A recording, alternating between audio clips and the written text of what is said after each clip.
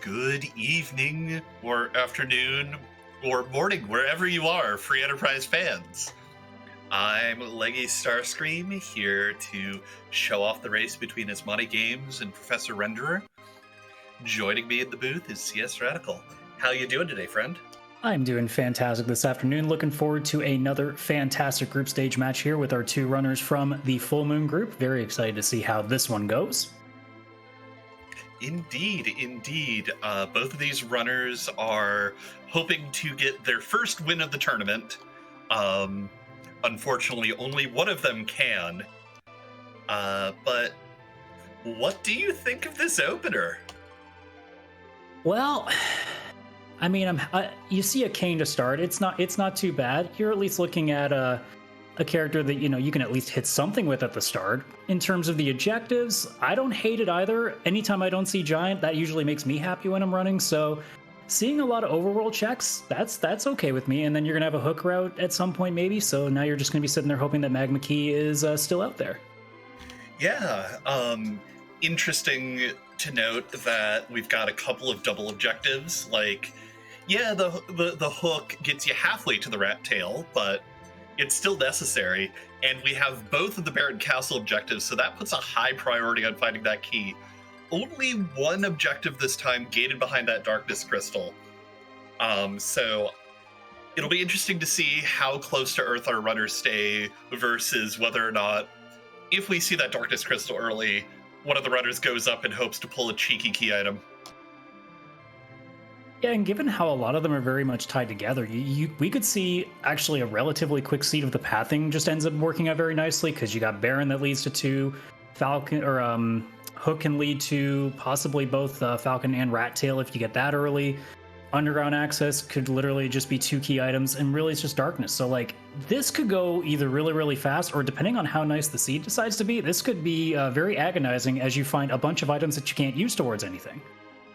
Yeah, no, I've definitely seen some seeds of this tournament where it's like, okay, I just need one or two key items for go mode, and you just have to run down this massive rabbit hole just to get anything going.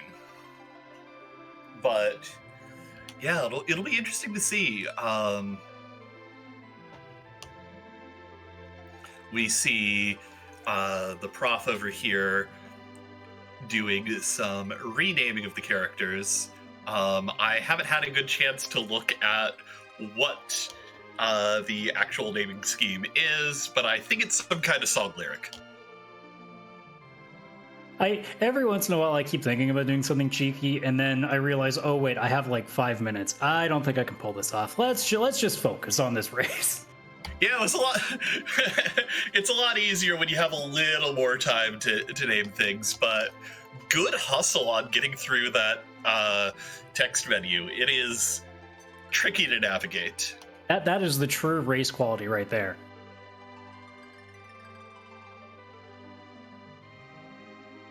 But yeah, looks like we're hanging out and getting ready, and we're off. So who is Kane's partner going to be? Is it going to be something cool, or is it going to be something that makes us go, oh, well, I guess Exit's nice? Ooh, that's an early Baron key, so that's actually really exciting. So yeah, we were just talking about how fast the sea could possibly go. Well, two objectives just unlocked immediately. Yeah, the old man, does cast Exit very well, but is a nice gentle push towards ordeals to get his spells. Plus, you get the holiest of holy men if you do that. Yeah, you basically start wandering around opening chests, and if you happen to find, oh, I don't know, a really shiny crystal sword, all of a sudden that ordeals run just... There's literally no reason not to at that point. Look, I just keep getting both halves of Forge. So I just keep throwing Excals on my Cecils, but looks like Prof Renderer is looking at the objectives. Asmadi is jumping right in, looting out the Baron weapon and armor shop. I feel like if it's going behind the table, I feel like that's stealing at this point. Should we call the guards? I'm sure they'll show up soon enough, but I maintain that, looting is just a form of stealing. It's like how, Locke calls himself a treasure hunter, not a thief, and we just flower up the words just to make it sound a little better, Yep. We've got Rosa hanging out, getting a drink with the Magus sisters here. Girls' night out party that we sadly are going to be interrupting relatively soon. And then Professor Render also finding a curse ring early in Watery Pass, so at least a nice pickup for the end game. Yeah. Oh, looks like his body is going directly into the Barren Underground, possibly as, their particular bit of early looting. This is a really interesting play. I don't actually know how good the boxes here are, just because this is such an uncommon scenario to start with a Baron key this early. Looking like just opting to grab the first couple ones, so maybe not diving too deep in yet. Yeah, it looks like just trying to get a little bit of starter cash, pick up some Star Veils. That makes a lot of sense. Those will definitely come in handy. If you find an early Wyvern, yeah, you might want to have a couple extra ones just in case. And Prof Render are going into the Watery Pass. A play that makes a lot of sense because while it is super deep, you do have the telecast you exit to get you back out. It is quite a number of chests that you'll definitely get a good chance to find some interesting stuff in here. In the meantime, Asmadi going to be checking that free item on Bedward, see if that ends up also leading us in a direction. It would be insane to see another objective item already at this early, but we'll see what happens. Yeah, it would be interesting. Oh, that's a hook. Okay. So we potentially have 2 objectives, 3 objectives actually, and our route to the underground. So all of a sudden, we have... Well, if we do the math here, 4 objectives. No, I keep thinking Tower and Seal are already unlocked. No, but you have access to all the areas. You just need to find 2 more key items. So 3 unlocked already, and already 2 more looming if you find them quick. This is a very interesting seed. Yeah, you find the right 4 key items, and you're in go mode. Looks like both of our runners doing some of the more standard early game looting spots. Prof launching the hovercraft, even though he doesn't know that the hook is right here, it's still a good idea, especially because you know you're going to need it. And also finding a protect ring in there as well, another nice early pickup, which will come in handy. Yeah, I find that these Damsian chests are shockingly good. You either walk into Damsian, I find, and literally just find an excess of 50 GP chests, and maybe if you're lucky, a Cure 2, or you find so much stuff that you're thinking, I should have come here 15 minutes ago. Yeah, for instance, in my race last night, in the one chest on the way up, pulled a Leviathan orb for my Radiant. I'm like, what is this? Those are the best plays. The most unlikely of spots, and you find the best thing. That is the greatest feeling, especially in a race like this. Oh man, pulling a curse ring already and a protect ring, if that were me, I'd be already really excited about what I could be potentially finding in chests going forward too. It just puts you on a high. Indeed. Both of our runners looking to actually do some, combat. Asmadi looking to go up Mount Hobbs while Renderer is saving right outside of Antlion Cave.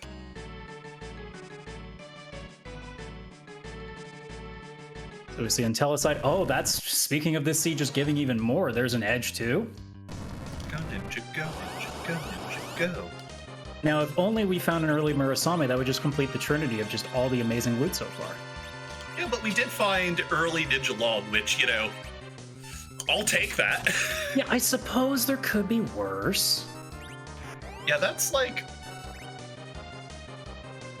if I have those weapons on my edge going into the Zrobus fight, I'm feeling pretty okay. Yeah, and especially having this early edge too, you could probably take at least... And you could consider the idea of going to Baron a little bit sooner than you would, maybe even not touching ordeals yet, depending on what you find, but... If you find like a decent sword to really go and max out edge, like that would be an interesting play to do early. Mm-hmm. Render giving us a deep run of the Antlion Cave looting. Finding a Lunar Staff, not too bad to start off with. Yeah, nothing too exciting, but, let's face it, with the loot as good as it is, every box could be, the key to victory. I'm honestly surprised with the way this has been going so far. We haven't found at least 2 white spears. Yeah, well, I mean, neither runner has gone down into Cave Emblem yet. That is true. Oh, we are so happy to see Baigen here. Yeah, certainly better than seeing it, you know, in the Fey March specifically is where I get a little bit worried about it. But yeah, seeing him here is a bit of a sigh of relief. Yeah, here on the moon, like, I do not like Baigen. Baigen is probably my least favorite boss in the game. Yeah, if you find Baigen on the overworld, you're generally okay with it. And then anywhere else, you go, oh no. Basically. That having those 2 arms constantly coming back and the attack power depending on the spot can just be an absolute nightmare. Yeah, getting this boy out of the way early. Both of our runners doing really well. Pulling a magma key. What is going on with this seed? Oh my gosh. You know, with a seed like this, there's only 2 ways it goes. Because, let's face it, this is super generous right now. So it's either going to pull up and start bullying the runners a bit more, or it's just going to be a face roll. Either way, you know, both are very different tests of a runner's skill. And both are going to be very entertaining regardless, because either this is going to be one where it's you're just watching people zoom along, or you're going to watch the seed just completely nosedive and just see how our runners adapt to those changes. Because yeah, both are possible now. This could either be a real easy run, or this could just end up getting really stressful really fast without any chance of catching it. It's just going to snowball without warning. Yeah, certain amount is going to depend on who that hook character is, because if that's like a Cecil or a Fusoya and Renderer puts off going to the hook route, that starts to build an advantage for Asmadi. 100%. And Warlink even saying in chat, potentially, because we now have Hook and Magma, there could be a really rude boss trying to get that Falcon objective completed. So we'll see where that goes as we get further in the run. Yeah. Prof getting through with a Starveil on the edge. Both of our runners running around with their ninja boy. Whoa. I didn't know Tella was a ninja.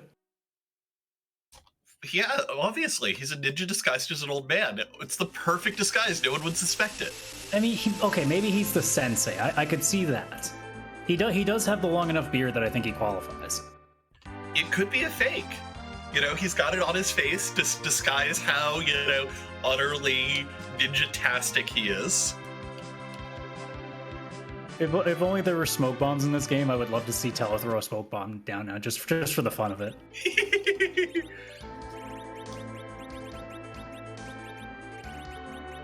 Yeah, looks like Asmadi's going to give us an Evelyn check. Which corner of Evelyn remains to be seen for now.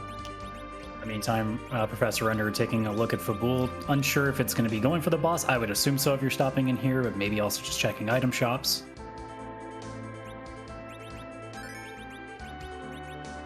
Yeah, Asmadi going for the cave. I was going to make the comment that going into Evelyn Castle, I would be a little trepidatious about doing that with this party at this level, but, you know, I don't doubt the power of our runners. Oh, and you also pop in there, and the loot in the castle can sometimes be so generous. Like, you could find like ninja swords and Masa and Murasame's if you're really lucky too. Yeah, that's before you even fight any monsters. Ooh, hourglasses and coffins for sale. That is a very lovely shop. Now, it may not come into use nearly as much now because it's early on, you don't have nearly as much money, but if our runners are noting that in their heads and they need something for, say, a golden dragon grind later, ooh, that's a very interesting setup. Yeah, Asmadi selling the farm to pick up a handful of each. I 100% support this play. And it looks like we have Asura sitting in Fabul, which it'll be a very interesting fight because I don't know if he's got enough damage to out deal with Asura's healing, because unless he's going to double Star Veil here, which it looks like he's going to do. Yeah, there are strategies that a runner can do to force Asura to stay on the gray face and ensure that it's only ever life 1 that gets cast. However, it is exceptionally tricky timing. I think out of like nearly 100 Asura fights I've done now, I think I've managed to pull it off once. It's not the easiest to do, especially if you're not like completely experienced in it. Asmadi looking to just drop an Hourglass on these Stalemen. They punch Tella to death, which is great because it means Kane can get the Hourglass off. And now it's just time to go to town. Yeah, that's some pretty good damage output. Not gonna have to worry too much about it. Yeah, 2 ninja swings and a jump.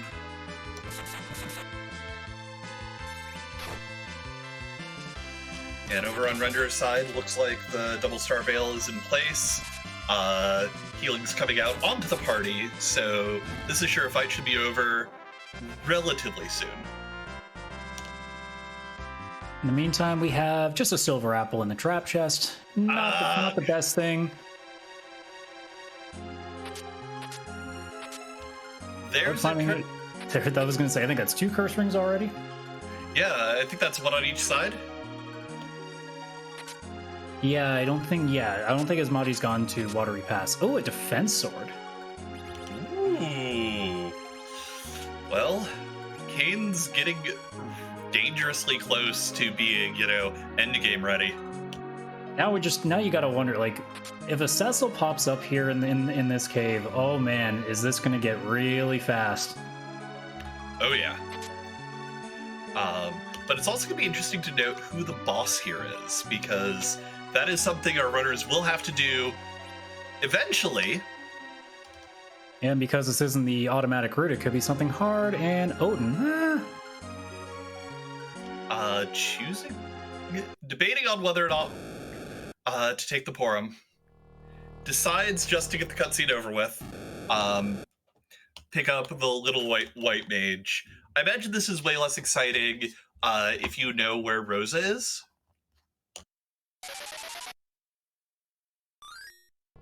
But for the time being, it is another white mage, and this cutscene you might as well get over with now anyway, because you're going to have to come back here, so, you deal with it. Porum may not last very long, depending on what we find, but...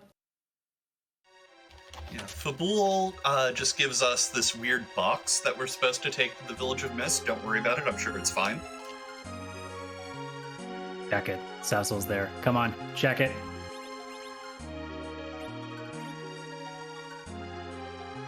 Yeah, like, if that's a Cecil or a Fu, you're early enough that getting something good there could prove extremely advantageous.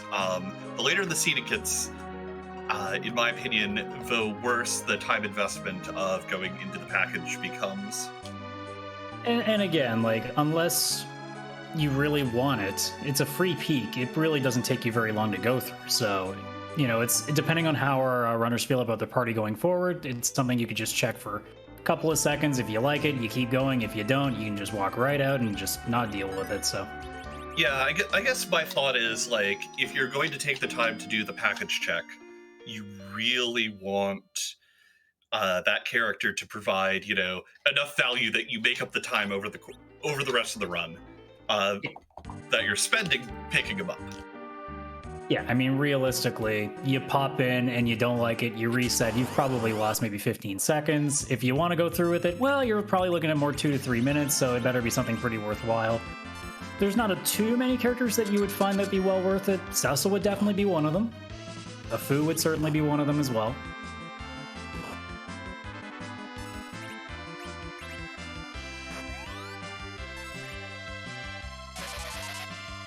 We see Asmadi currently taking a look at the traps there in the castle. Meanwhile, Professor Renderer getting the first of 3 fights on Ordeals done. Antlion hiding behind that first slot.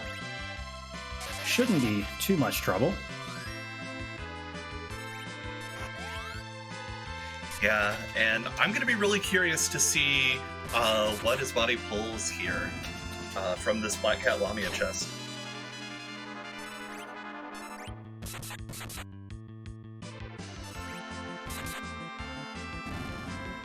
we go. Both are done whatever they were working on here. We'll see what the trap leads for Asmadi.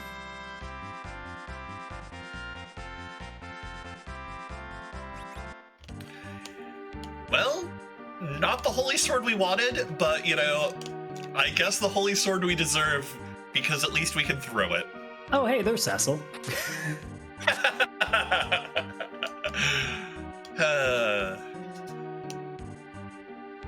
Dark Knight Ball, go! Wait, that's not how that works, is it? Maybe. No, I don't think so. Worth a try. Well, Tella's going to take a nap on this one. Not that it really matters. Tella's not really going to be that helpful in this fight, especially when you just kind of sit there anyway. So a nap does seem kind of proper for the situation. Yeah, he's an old man. And as Asmadi's slowly working that Mad Ogre chest, might as well keep going. You find Excalibur real early, you might as well keep peeking, seeing what else you can find in these other chests, because they seem to be working out good so far. Yeah, it does get a life glitch off. We'll see whether or not they take the time to steal any wine.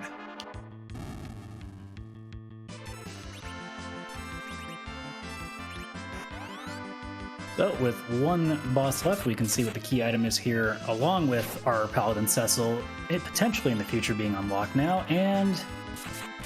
well, it's not a quest for it, but if you were looking for an extra holy sword, maybe for a certain ninja to throw, that's halfway there. I mean, it's a key item?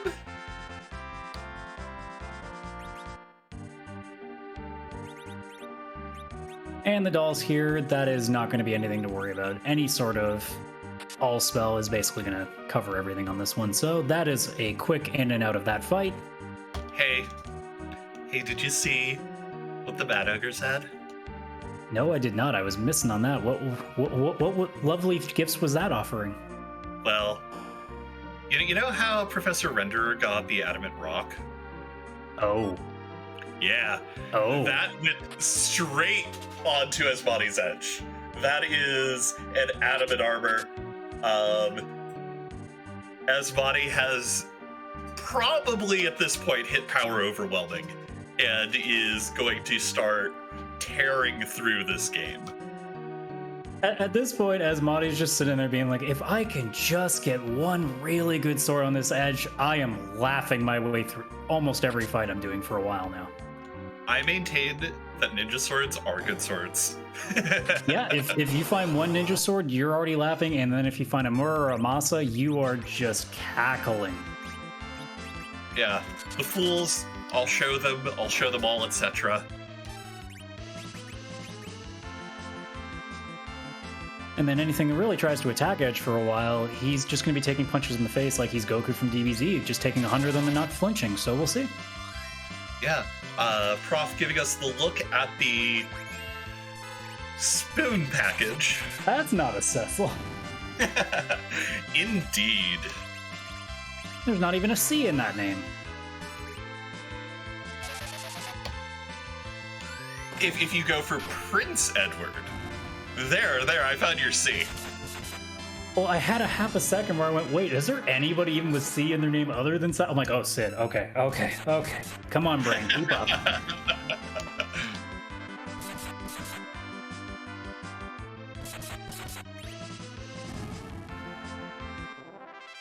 Oh, there's the last of the Eblin traps here, so we'll see if we get one more extra piece just for fun. You know, can't get much worse. Ah, that's not as good. Yeah, another defense sword, you know, you don't hate to see it, just... honestly, it's... the second defense sword is always less exciting than your first. Also a third cursed ring and a Bahamut summon. This siege is being very generous, and I don't like it, because I never get this. I mean, how often do you go to Evelyn Castle? I'm not answering that quite. Next question.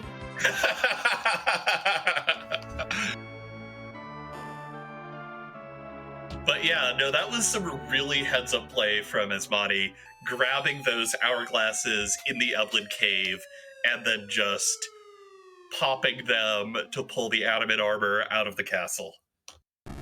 And especially now with this setup with Edge, like Asmadi doesn't have to think about ordeals right now because, I mean, sure, Tello with spells would be nice, but do you really need that when Edge can just kind of stand there and just whack away and not really take much damage right now? You might as well just go for it and see what you can do at this point.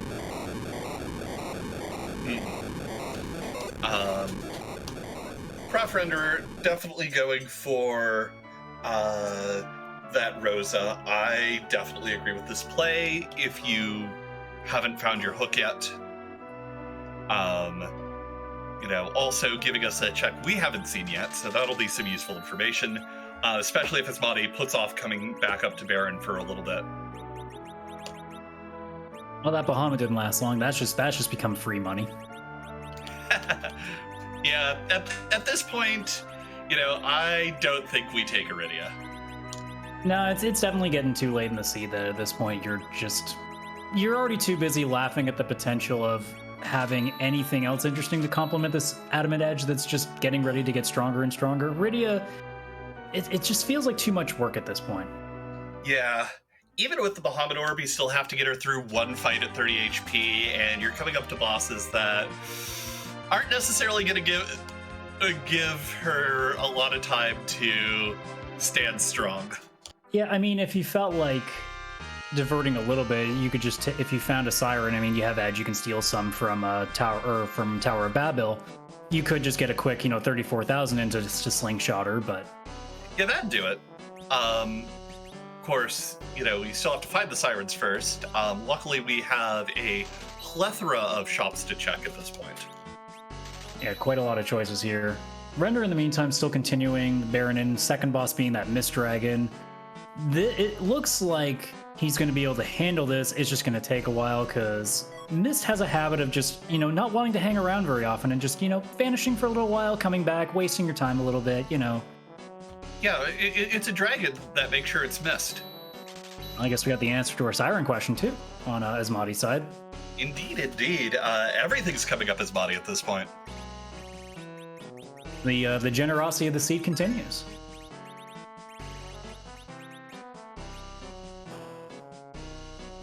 And it seems like they're going to opt to go and do some early grinding by the looks of it as well. Makes sense. Yeah.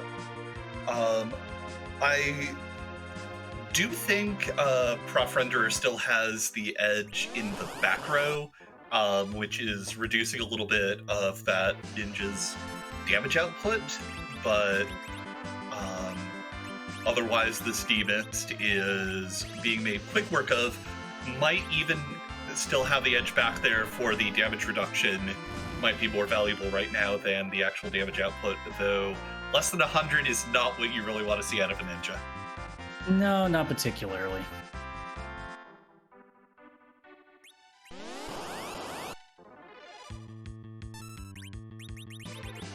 And certainly on Asmadi's side, getting a few free levels here, essentially with those coffins, just making this fight just completely free.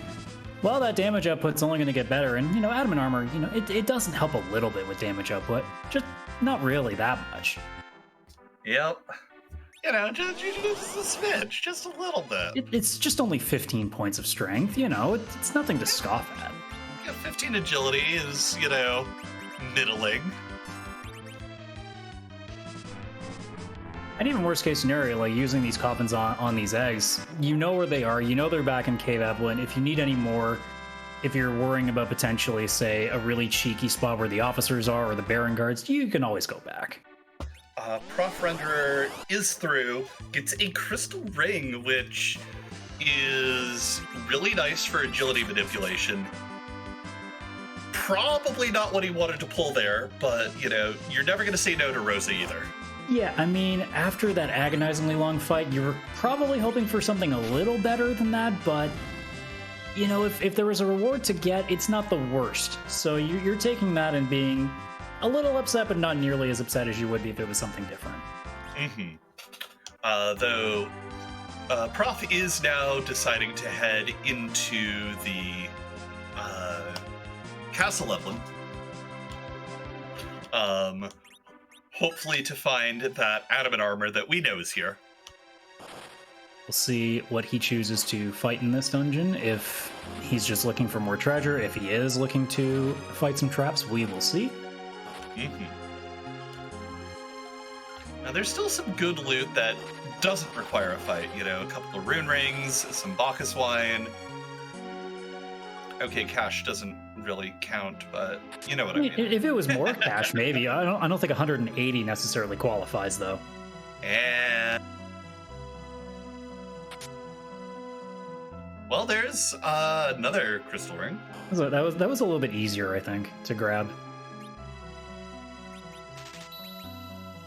It feels like a little less time consuming than that D-Miss fight can be. And maybe we'll see if Asmadi takes a peek, seeing what's down there in the Fey March bosses, see if there's anything free. Otherwise, just something to keep a note of as we get further into the game. Yeah. Prof Renderer finding the Staleman skeleton chest. You know, likely to make short work of this. Throwing Drain Sword out. We'll see how well the team holds up to the onslaught from the skulls. All right, the melees are still standing. Yeah, if you were a mage, this didn't quite work out the way you would have hoped it would. Yeah.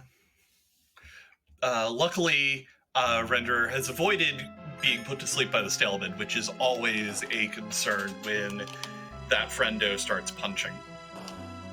And I believe the reward for this one was the defense sword, if I'm not mistaken. Yes, it was. Because I believe the Mad Ogre chest was the admin armor, correct?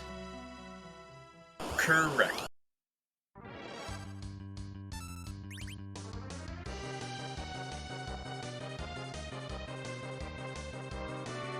Well, you see Mylon in the Asura spot. Is Madi going to take a crack at that?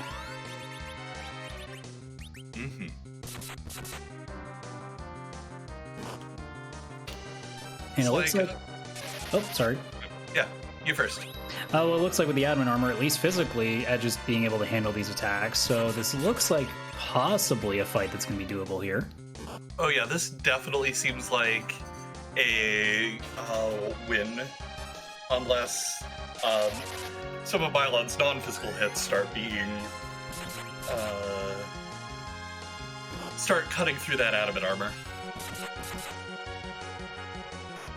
Oh, on the other hand, well, you know, no admin armor kind of means you're going to take a pretty quick nap. And then Professor working on now the black Cat and Lamia chest. That is the Excalibur chest, so we'll be very happy to find that, assuming a Cecil is in the seed at some point here that we're still looking for.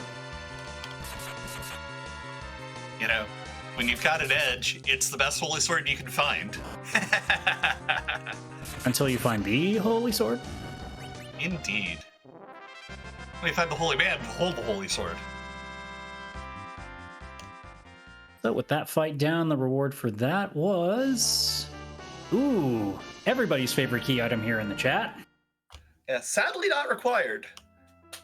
But still that we know of really yet. Good pickup. Fair.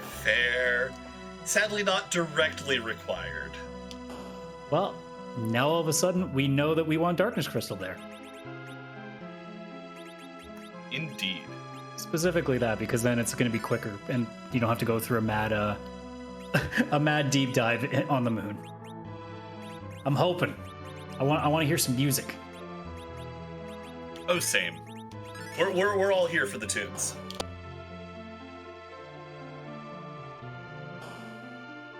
It looks like Asmadi might be taking a peek at that Evil Wall fight, which I'm not sure how it will go with Edge with that admin armor, because I think the attacks are pretty high here.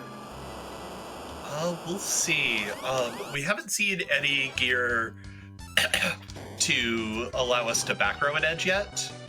But ooh, that was rough for Kane. I mean, if you can outlast the damage, it's fine because the crush won't work because of adamant armor. So as long as the damage output is fine, this is actually essentially a free fight. Ooh, that's not a short amount of damage. Kane goes down, and yep, there's the reset.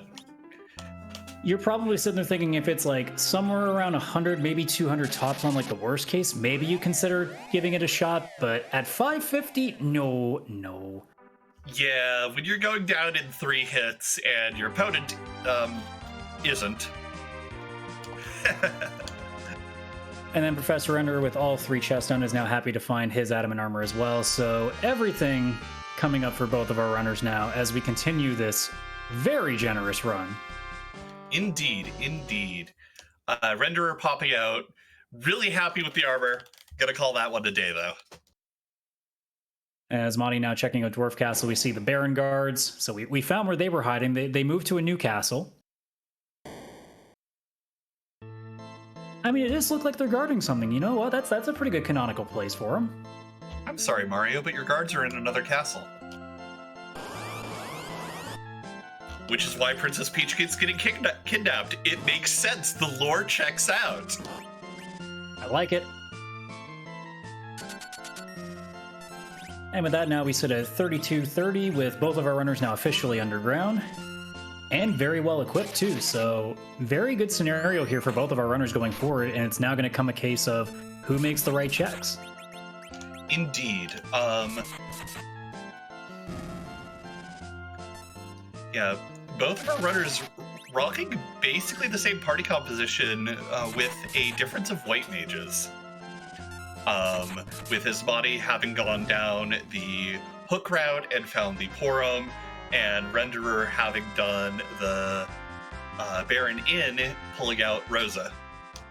And it's really just a matter of what you're looking for as the run carries on. Porum, you're going to learn some key spells early faster, like Berserk and Blink, whereas Rosa will learn them later, but gets a lot more HP towards the end game. So it really depends on what you're feeling as the run goes forward. That's Punch Mage. Do we take him? Answer no. No, not with these characters at this point. You know, you're already looking at... You have Edge already sitting there. You have equipment for a Cecil if you can find one. And you're not necessarily going to swap out 2 mages unless you really find something worthwhile for that person. Young is definitely not going to be that case. Yeah. And now we play the game of, I hope there's something good behind this, because going through an all gauntlet, oh boy, if it leads to nothing, you are very upset with how much time you're losing to this. Yeah, like, obviously once you get here deep enough to see the character check, you're committed to seeing the fights all the way through. But, you know, it has to be a reasonable key item for this to be worthwhile. Yeah, and I mean, sure, it's experience. Yeah, you can take a couple of things off the board now if you're thinking forward, but like, man, especially like in any part outside of like the initial overworld checks, like, man, you really want this to be something worthwhile, because it's going to take a while as you get through this. Yeah. Especially when you don't have anybody with like a good Quake that can make this go a little bit faster. You're really just physically attacking just to kind of get this over with. I mean, Edge can show us how with Flame. And that will, I think at this point, the Flame would probably make a good work with those Darkums. I'm not sure about any of the other fights. Yeah, I'm not 100% on the resistances for a lot of these enemies, so I would not know. Yeah, but at the very least, it's some AoE damage, though I think Asmadi is just deciding to play it safe, and you know what the best element is? Punch. Always the favorite element, and if it doesn't work, just punch harder next time. Yeah. Always needs more punch. The bowl's almost empty. Can someone run to the store?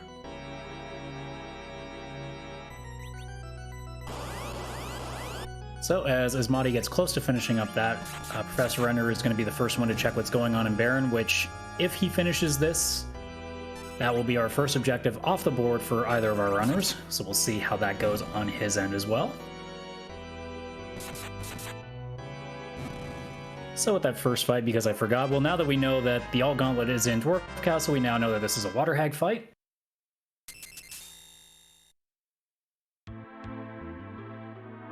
Yep.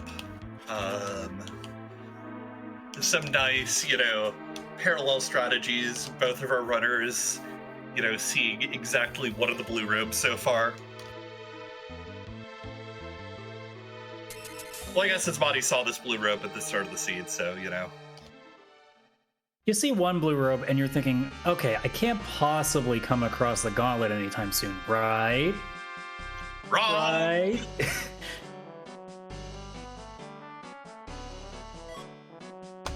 Oh, it was kind of worth it. That's time positive. I mean, you think about it, the amount of time you spend with the All Gauntlet, you've now eliminated if you don't have to walk down the moon again. So it is probably a net positive. Yeah. And, also just that little bit of experience on the crew, knowing that you've got one more dud character out of the pool.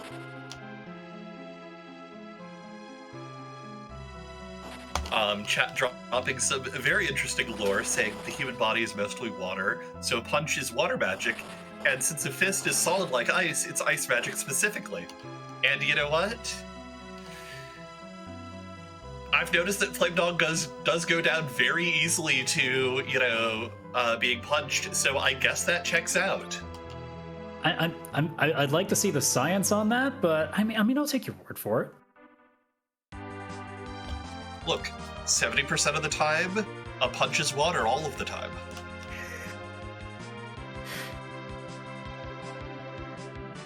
Yes, that sounds like math. So now, with the Sheila 1 check in hand, Asmadi is going to go to Fabul. I don't think making that check initially, so that Asura fight's coming up. Professor Renderer finishing up a Baron with Val fights. Yeah, wrong fiend game. Kane definitely having some issues there. Getting very close to death, which, you kind of don't want when Val is, it's kind of integral to the script.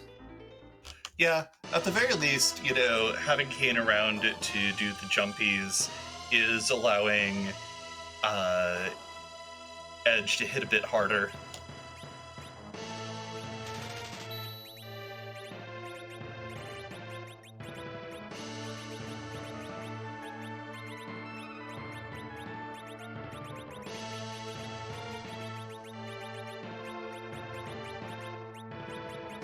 And just this fight in general with Val can always, if you're not quite as overpowering as you want to be for this fight, this can be such an irritating run of just running around trying to keep people from not dying with weak spell, and then also trying to make sure they don't get petrified. This can, and as we're seeing here on Renderer's End, this is kind of an irritating fight if it's not working out your way. Yeah. And I think for Renderer, Renderer hasn't found a lot of the ninja swords that Asmadi has. Last I saw, that Edge was rocking a double short sword. I think you're correct. I don't think he found either of the longs.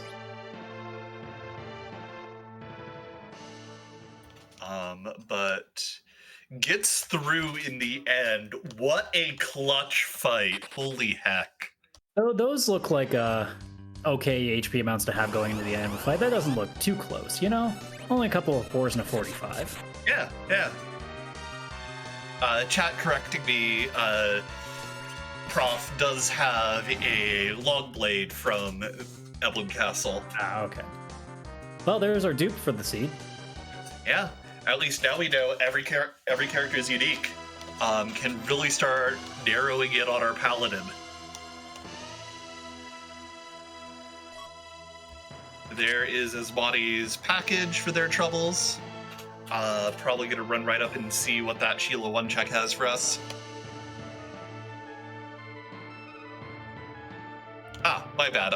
They did that first. I'm so used to doing it after. That's on me. Thank you, unknown voice in the background. Well, here's hoping that party rock pays off for Prof Renderer.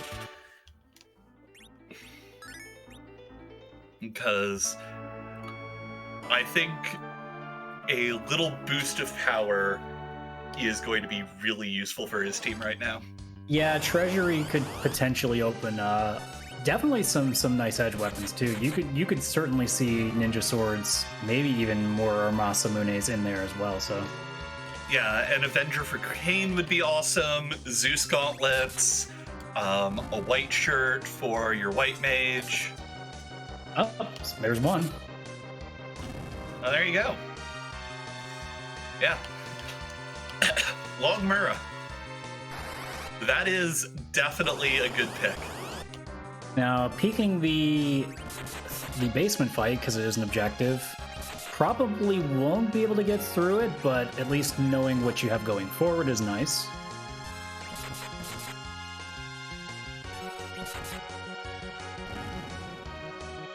Now, the downside is, if you really want that Murasame, now you got to go back in and do the walk again, but I suppose there are worse things you could be going back for.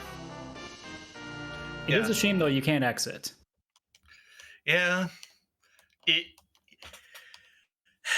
It's one of the few things here that I'd be like, you know what? This is worth the walk in and out for. Yeah, given your current setup, one of those swords is very much a game changer. And if Treasury happens to hide another good ninja sword, well, you are just having a very nice time now with an Adamant armor edge that has a pretty good setup at this point. Indeed, indeed. If you could just find a Zeus gauntlet to really make that strength go, oh boy. Yeah, ninjas.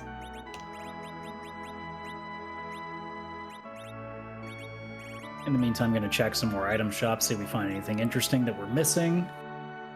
I'm trying to think of what major items we haven't seen yet. I don't think Bacchus Mines we've seen in shops just yet. Correct. Though... No, Asmadi has checked all of the gated shops that we currently have access to. Mm-hmm. So if Bacchus are anywhere, they're on the moon.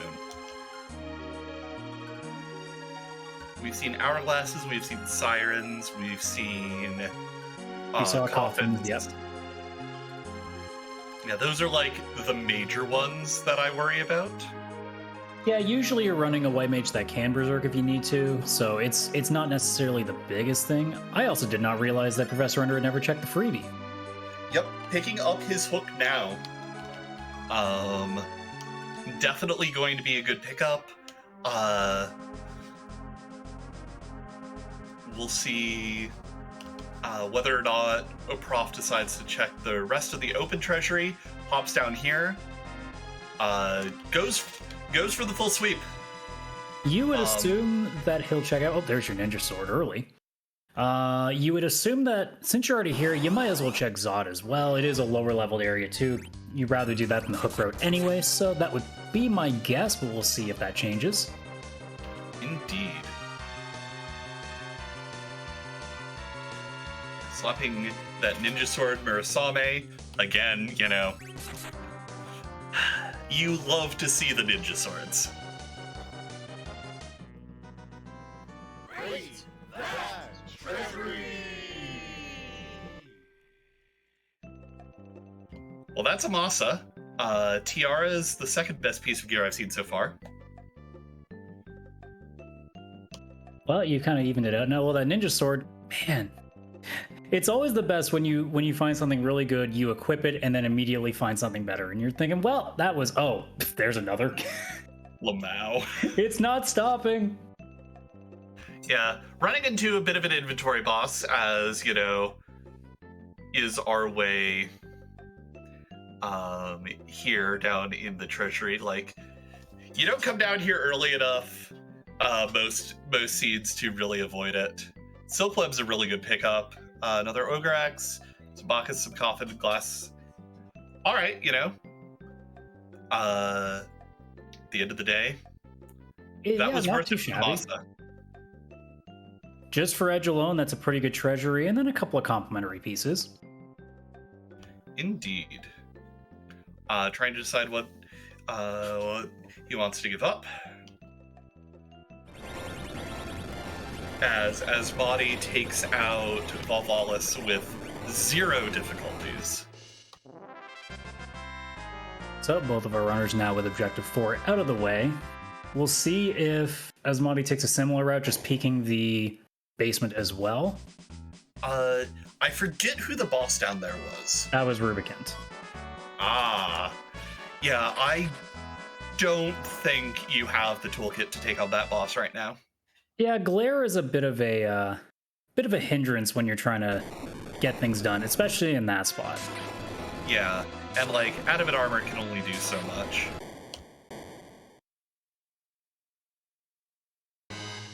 Well, since we are in Tower of Zod on Professor Render's side, maybe we could get a nice bone from Flame Dog and maybe see 2 adamant armors?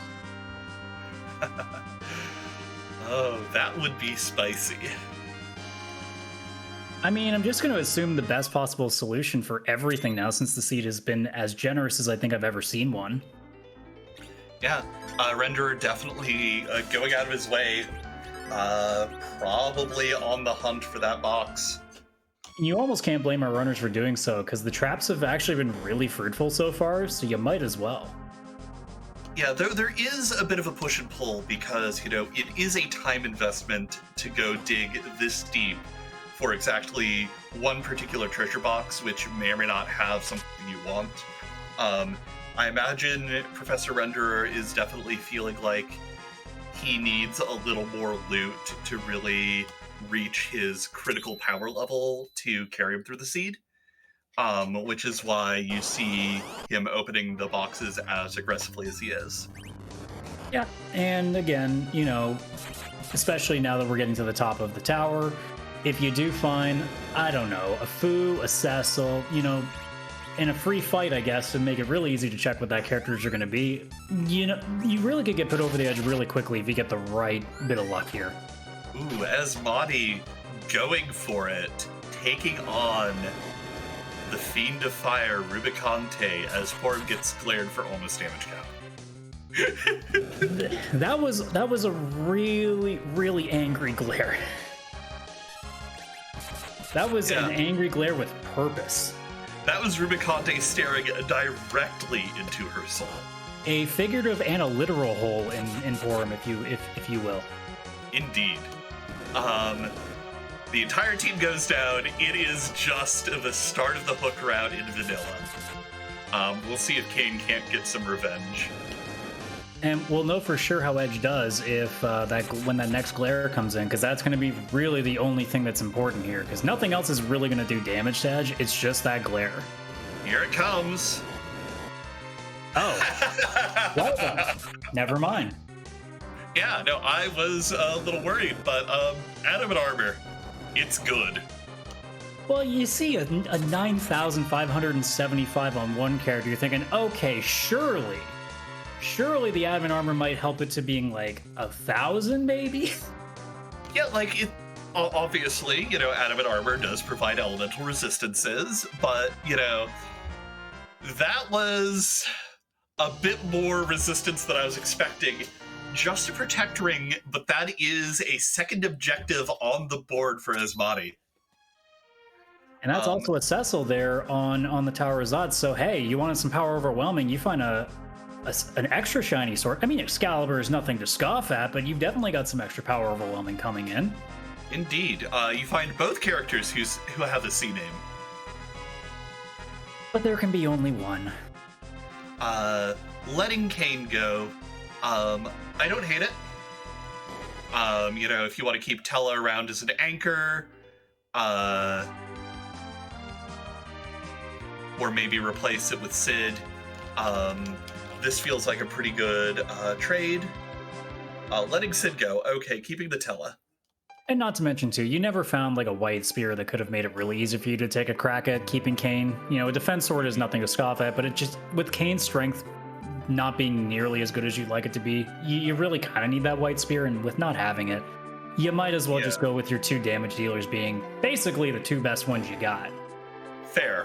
And like White Sword is still, in my opinion, Kane's best in slot. But yeah, I definitely agree that it is not great compared to, you know, even Excal Cecil.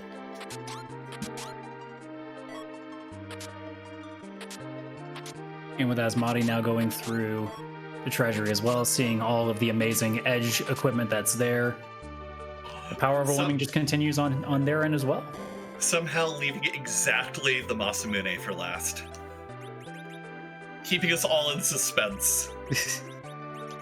I'm calling some psychic ability here.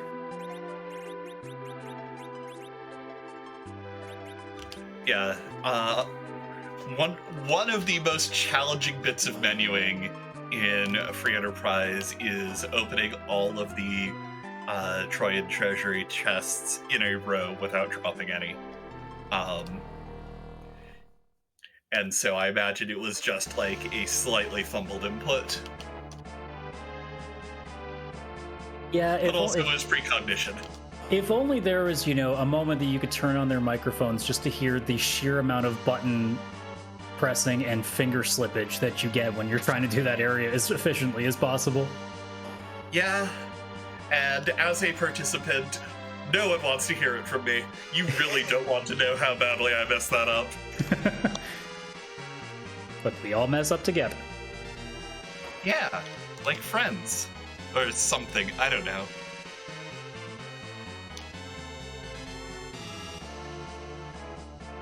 Renderer taking down Dr. Luggage, got the new party, got some experience points on the Cecil.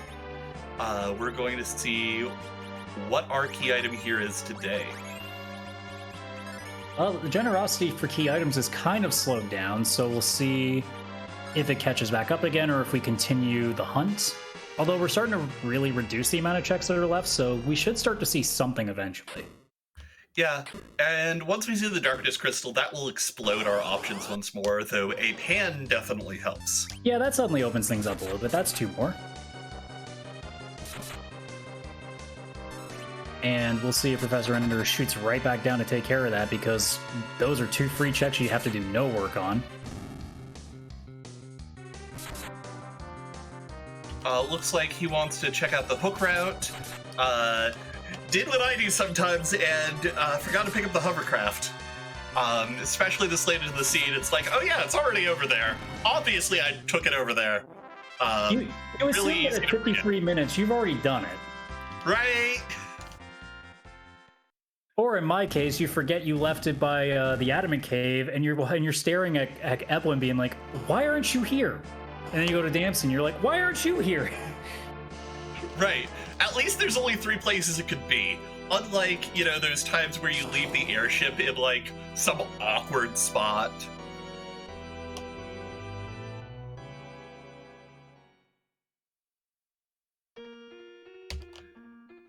Yeah, Roddy Sniper in the chat's got the right idea. We should probably get Ashton Kutcher on hold for that. Where's my hovercraft? Also, I just got thrown for a loop there on Asmadi's side, seeing a DKC, and then my brain just kind of recalibrated and went, oh yeah, no ordeals check yet. Yeah, I think Asmadi also has the XCal, so this is going to be a very quick ordeals check very soon, I have to imagine. Yeah, I mean, with Edge being where it is, you're fine. Now you're just going to be sitting there, and if Cecil goes down, if he dies, he dies, because it doesn't matter at this point. You're going to go right back to level 1 anyway.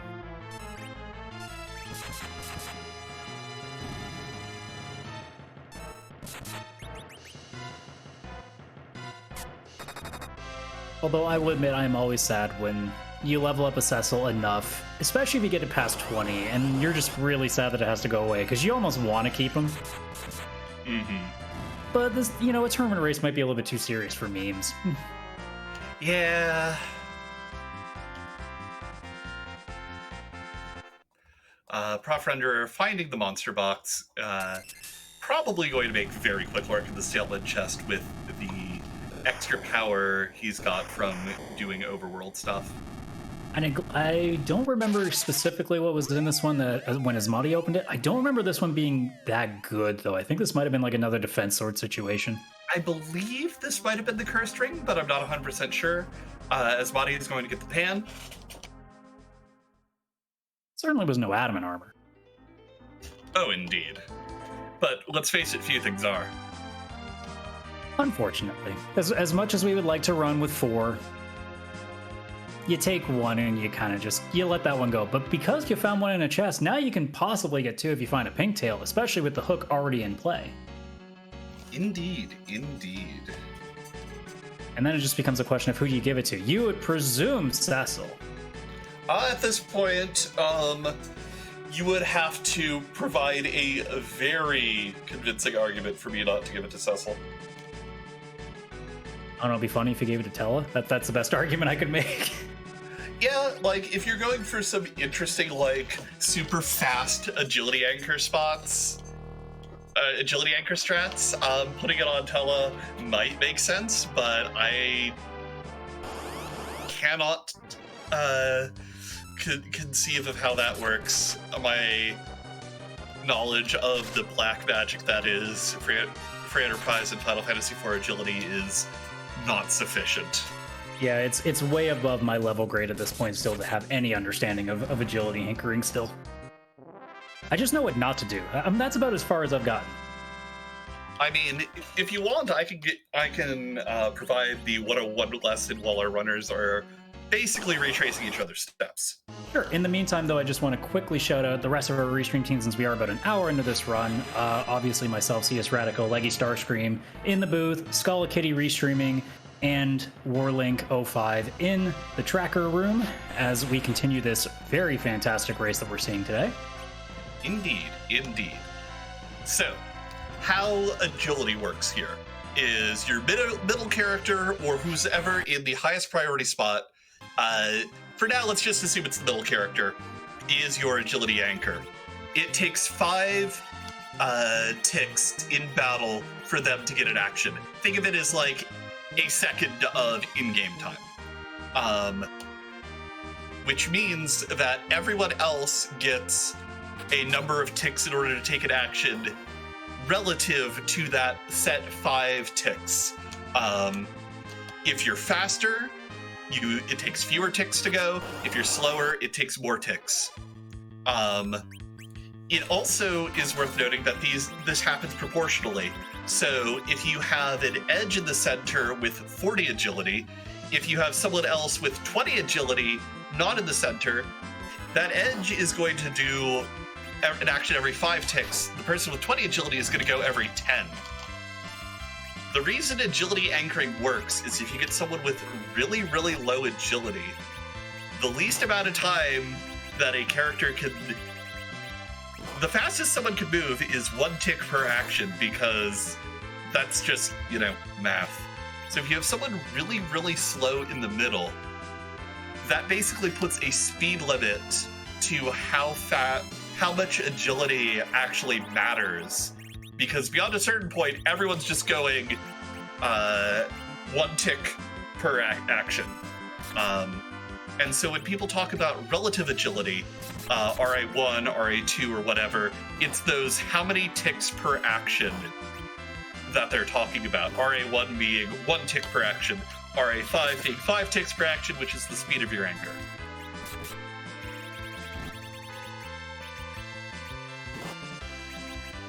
Still sounds like magic. Yeah. Basically, if you get someone really, really slow in the middle, they effectively say, okay, beyond about 2.5 times faster than me, everyone just goes infinitely fast. It's definitely something that, like, as I've gotten further and further in leading up to this tournament, I finally started to at least break a bit of a ceiling on where I was at. So at least now, like, Z-Fight, for example, which is where it's really important, is now a lot less stressful because it used to be way harder when you had to worry about turns even more. So it is black magic that I appreciate. I just wish I was a better scholar at it. Oh, it is definitely appreciative.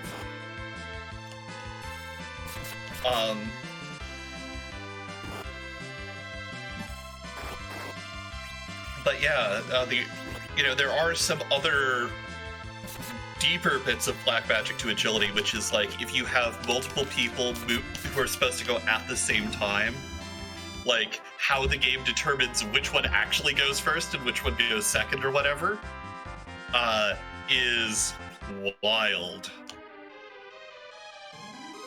So the edge sword trap or just treasure chest overall just continues as the Mad Ogre chest in the upper tower. Just another Murasame. We just continue this chain of. You almost are just upset at this point if you're one of these two runners that you've seen all these edge swords and the duplicate was Porum.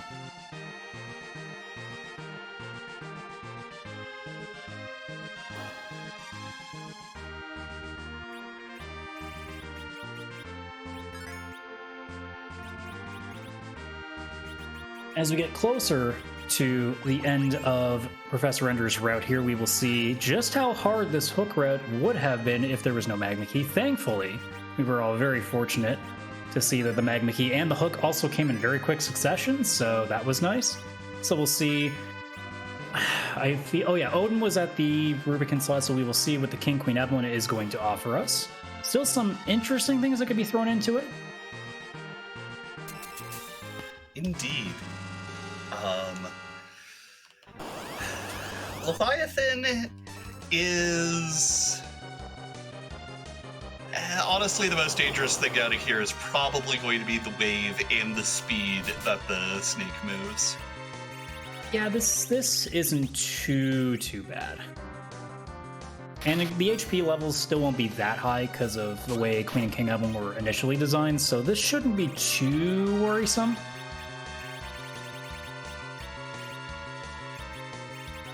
Yo, that would be a free enterprise with the raid. Thank you all for coming in for this incredible race between AsmadiGames and Prof Renderer. Do not spoil the results of your race, or Leviathan will sink you down to the depths of the sea. I kind of lost the train there. All I know is if you do it, Leviathan will do it, and if you don't learn your lesson, Ogo's going to do it twice. Indeed.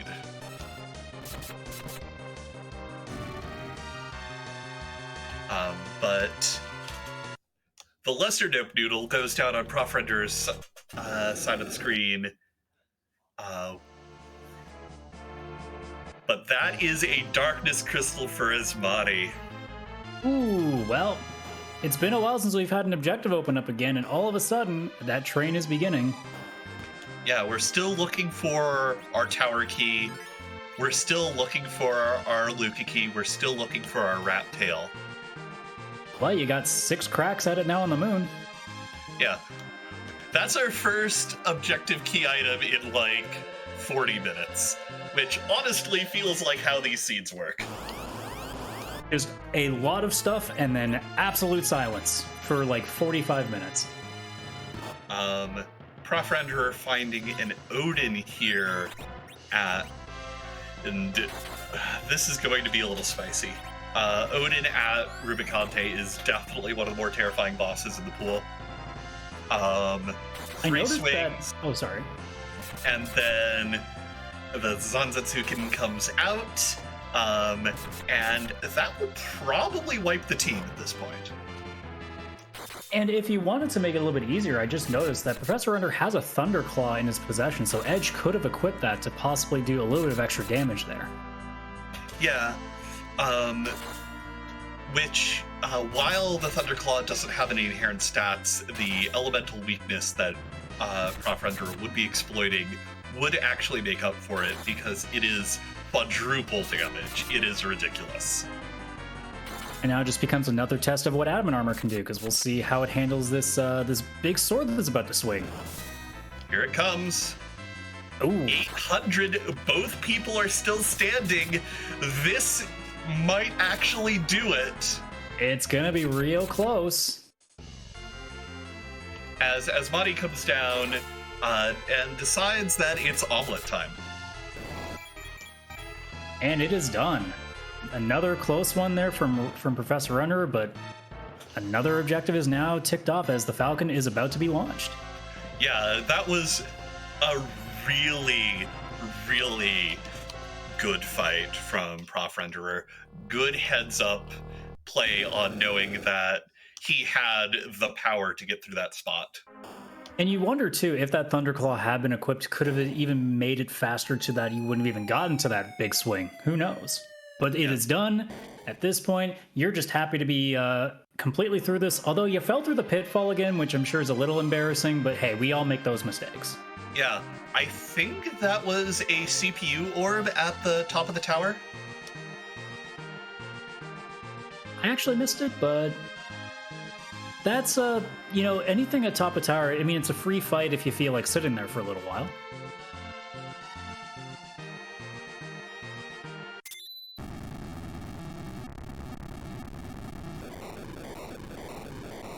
Now we'll see that since he's going to be very close to checking that pan if Professor Ender goes and does that.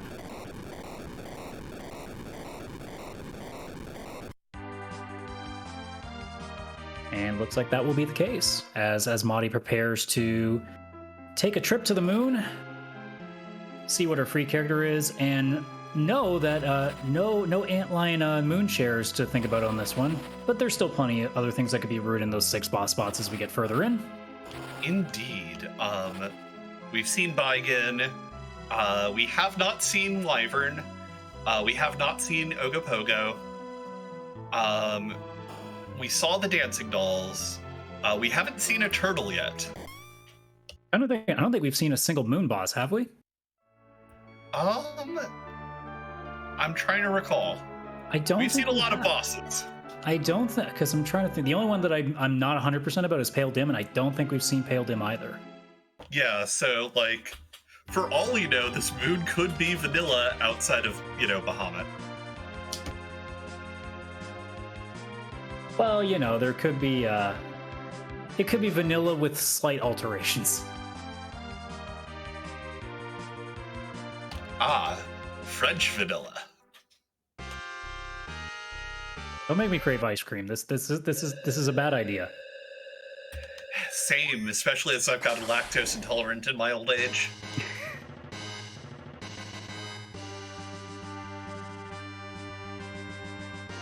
Asmadi going top down to take care of the required Murasame altar first.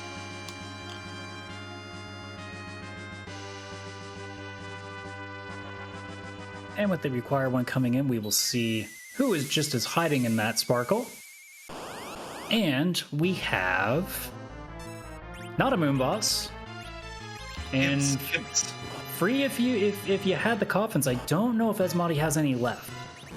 Well, also free because Cecil got that good defense.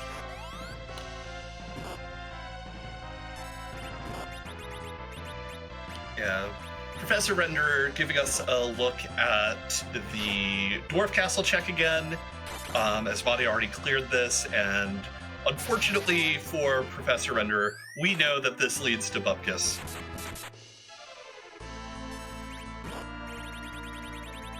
Am I wrong? Was this the harp? I believe this was just a crystal ring. I could be wrong though. Wait. Because it does lead to a gauntlet. I think this one was hard because we were talking about the crystal ring and Baron Inn. Oh, it's pass. Ah, right, no, this was the pass. So yeah, no, actually this is really good. Never mind, I take it all back. And with Professor Renderer's additional power, this gauntlet should go down a little bit quicker than it did for his body.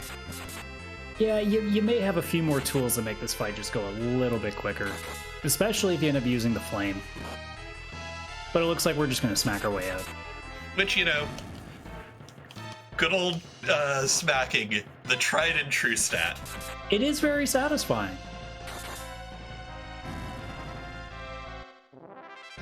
Well, the Dark Imps are done. A nice, cool 118,000 XP. That will definitely make our 2 just absolute leads. And there's an objective we need. So that train is continuing again.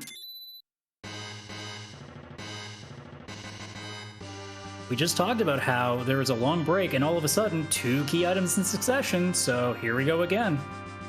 Yep.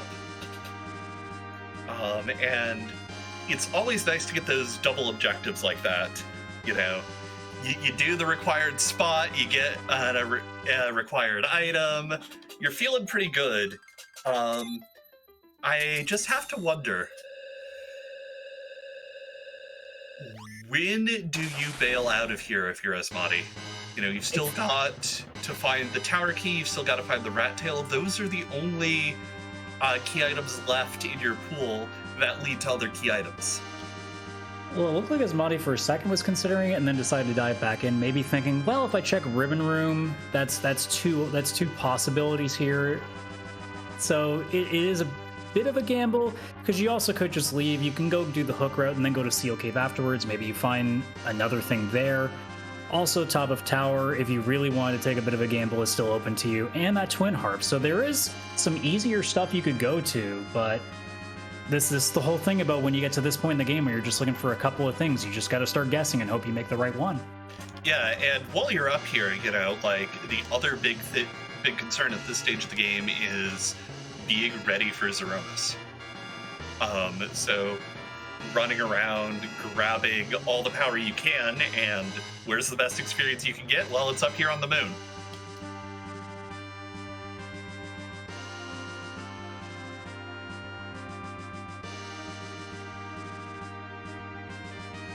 So, opting to do the Crystal Sword first.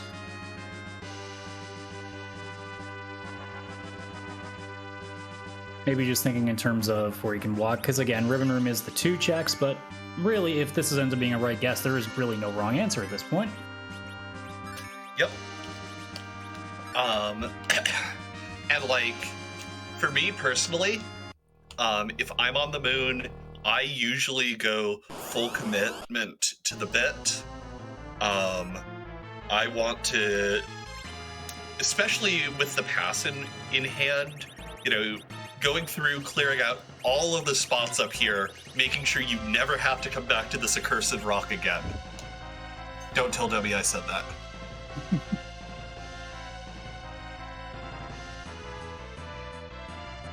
Well, if you want a fight that's going to be quite interesting here on the moon, depends on what happens here with Shadow, although one of them I don't believe can die because of Adamant armor, so Edge will be fine. You kind of want to see your Cecil kicking around too, but, you know, Edge is prepared with a Star Veil, so you at least have that already arranged.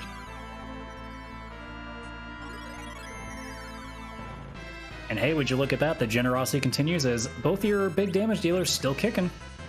Yep.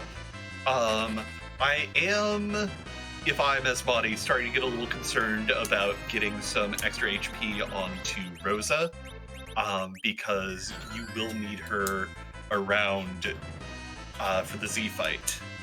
Well, the upside is you have 10 key items, so if you really wanted to, I believe Asmadi has Sirens, so you can just do a quick Golden Dragons if you need to. I believe Hour Blasters are still in their possession as well. Yeah, Asmadi just gonna throw the life potion over, which makes a lot of sense. You know, it's interesting. Blinking unless you know, Golbez decides to be a bully right now. Well, yeah, but like, it's Golbez. What do you expect? True. The attempted 2 for 2, but only 6 damage coming out of that fire spell. But yeah, what's interesting, you blink and you miss it, and Asmadi stumbled upon, you know, what I consider to be one of the best endgame compositions. You've got your 3 boys and Rosa, you know, the nearly vanilla package. And while we watch Asmadi on the moon, Professor Renderer now picking up that Darkness Crystal, we'll see if he follows suit and makes that spaceship trip. Yeah, I think that's gonna partially depend on how behind Professor Renderer feels. If he feels super behind, he might just go, you know what, heck it, I just need to go, I need to get up to the moon in case Asmadi hasn't been here yet and get whatever advantage I can.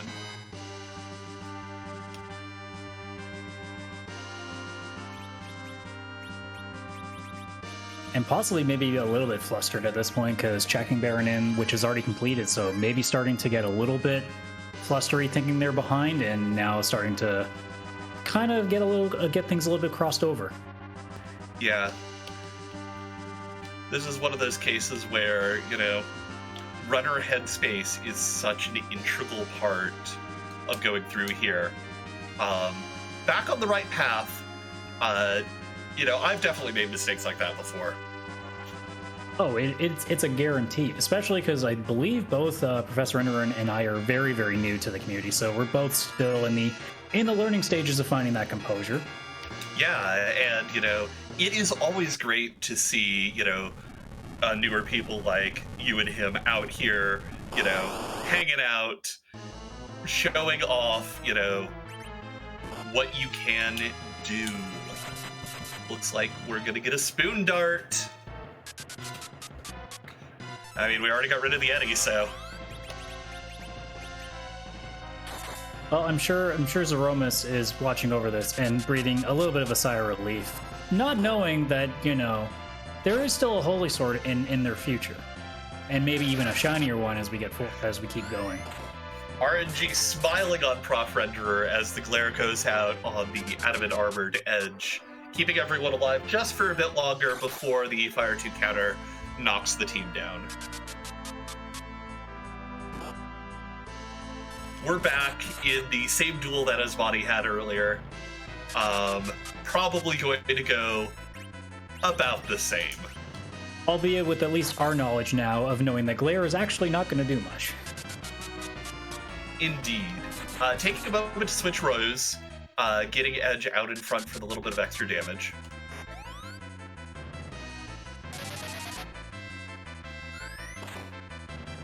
Yeah, that's going to help a little bit. Now, granted, you might take a little bit more of a hit in some of the physical aspects, but I don't think 31 is much to worry about. Indeed.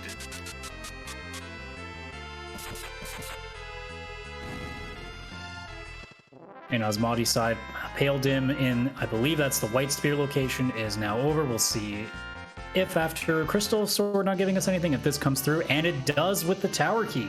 All right, one more key item. You've got 2 new spots unlocked from your key items that you've pulled up here. Looks like Asmadi is going to save, which is correct. And they are staying on the moon, going for the ribbon spot, which, makes sense. You might as well full clear at this point, because you're one more away.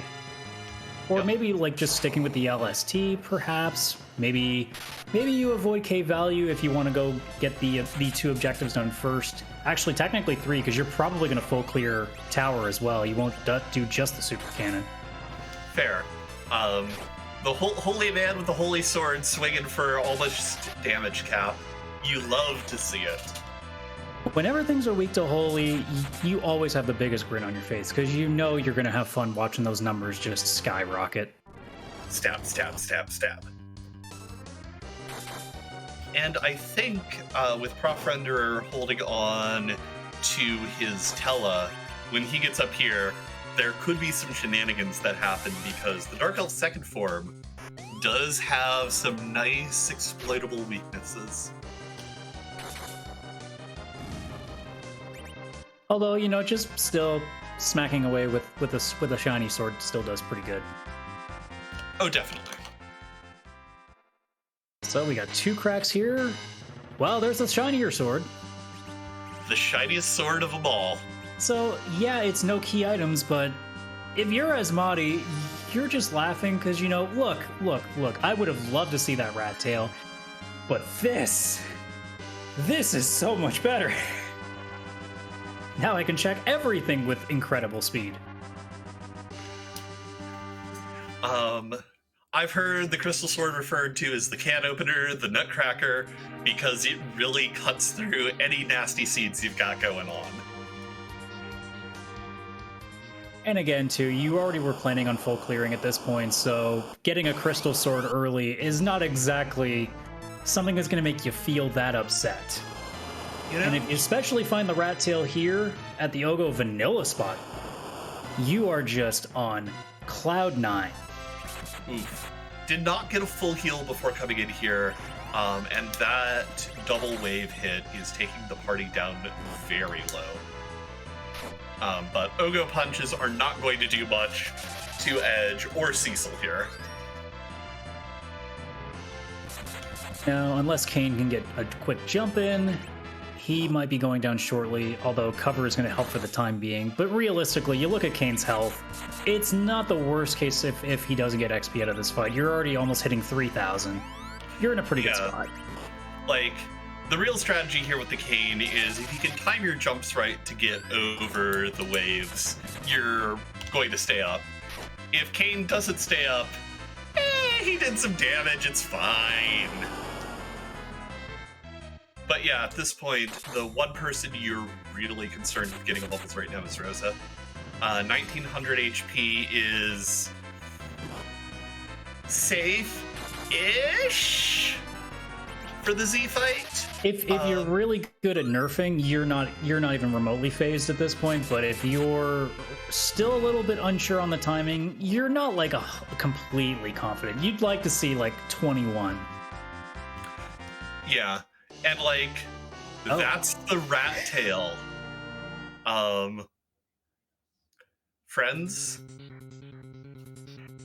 go mode. I mean, it's a lengthy go mode you still got to go through, but yeah, you're ready. And that party is all but basically, actually, yeah, with Rosa sitting at 2137, you're pretty much good. And at this point, you're still going to do a few boss locations that might even get you like maybe a level or two else that will just... Because I'm not sure if Rosa has anything left to learn. I think Rosa might be out on spells because I can never remember which level White is at. It's like 50, I think. I know it's not 52 because that's Nuke.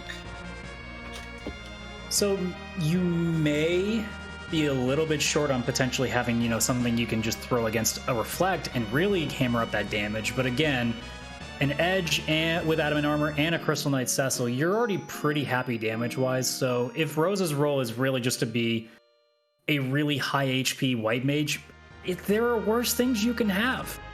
Yeah, hot take. But with this party setup, I feel like just having Rosa sit back and throw out Cure 4s is going to be more time efficient than having her bounce things off walls.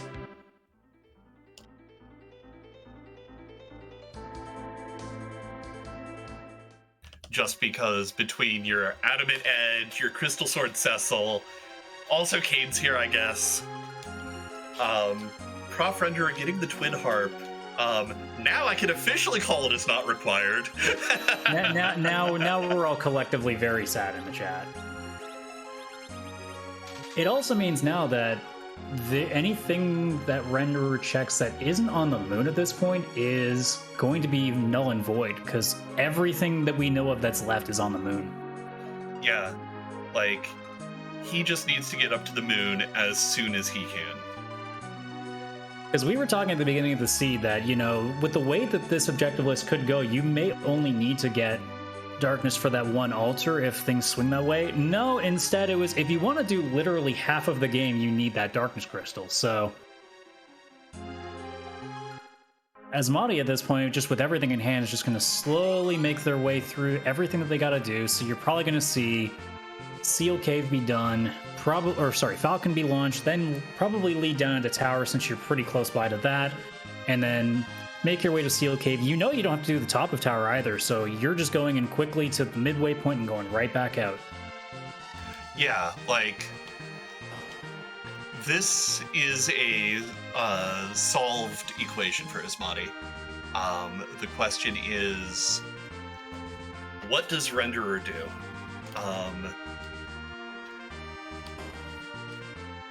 And the other thing too is, like, does Asmadi get even extra help with 2 more checks from Super Cannon and Seal Cave, or the Rat Tail, I should say, so 3? You could also get a Pigtail and just really be able to run into Z with the utmost of confidence. Indeed. At that point, you know, there is literally nothing that will stop you. Renderer deciding that the evil wall is a little too evil. We know this to be the right call. And going to Mid-City as well, it's definitely like the right call in every aspect, leaving and going to the right place, so. Yeah. Moon, moon, moon, moon.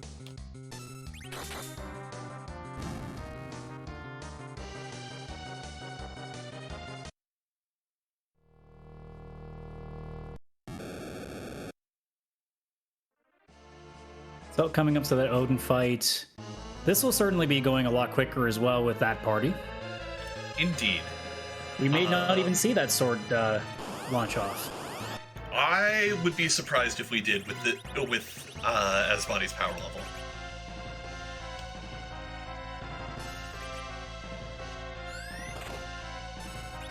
And Odin clearly seeing this party and getting flustered, already missing the first shot. Not that it's really gonna matter, but you know, you'd like to see him try. Yeah, like, an attempt was made, and you know, Odin, we're still proud of you.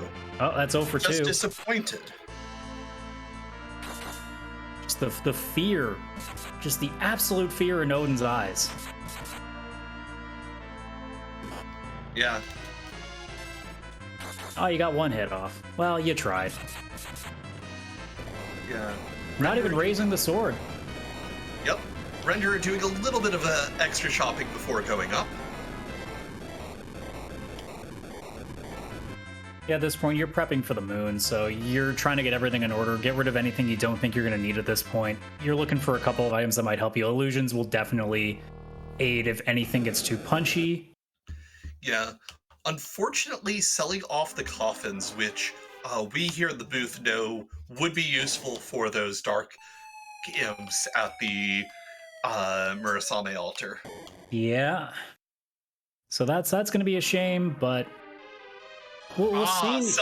Selling the farm, deciding on that looked like it was almost a going down to see the wall again. Yeah, a little bit of indecision going on here. Yeah.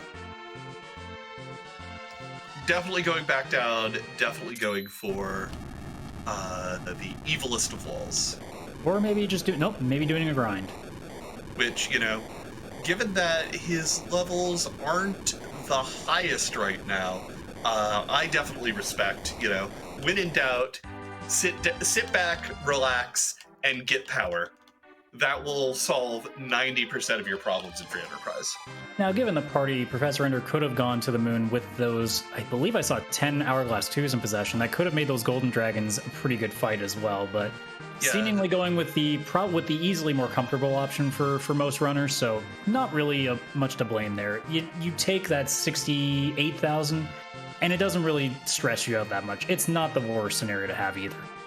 Yeah, unfortunately, Renderer is sitting at exactly 9 key items, with the Twin Harp being left behind.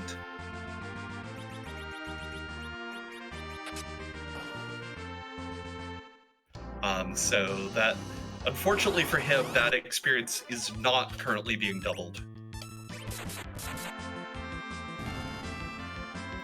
Still, 34k is nothing to sneeze at. No. That will definitely get you to a level to a point where you're a lot more comfortable with anything on the moon. Indeed.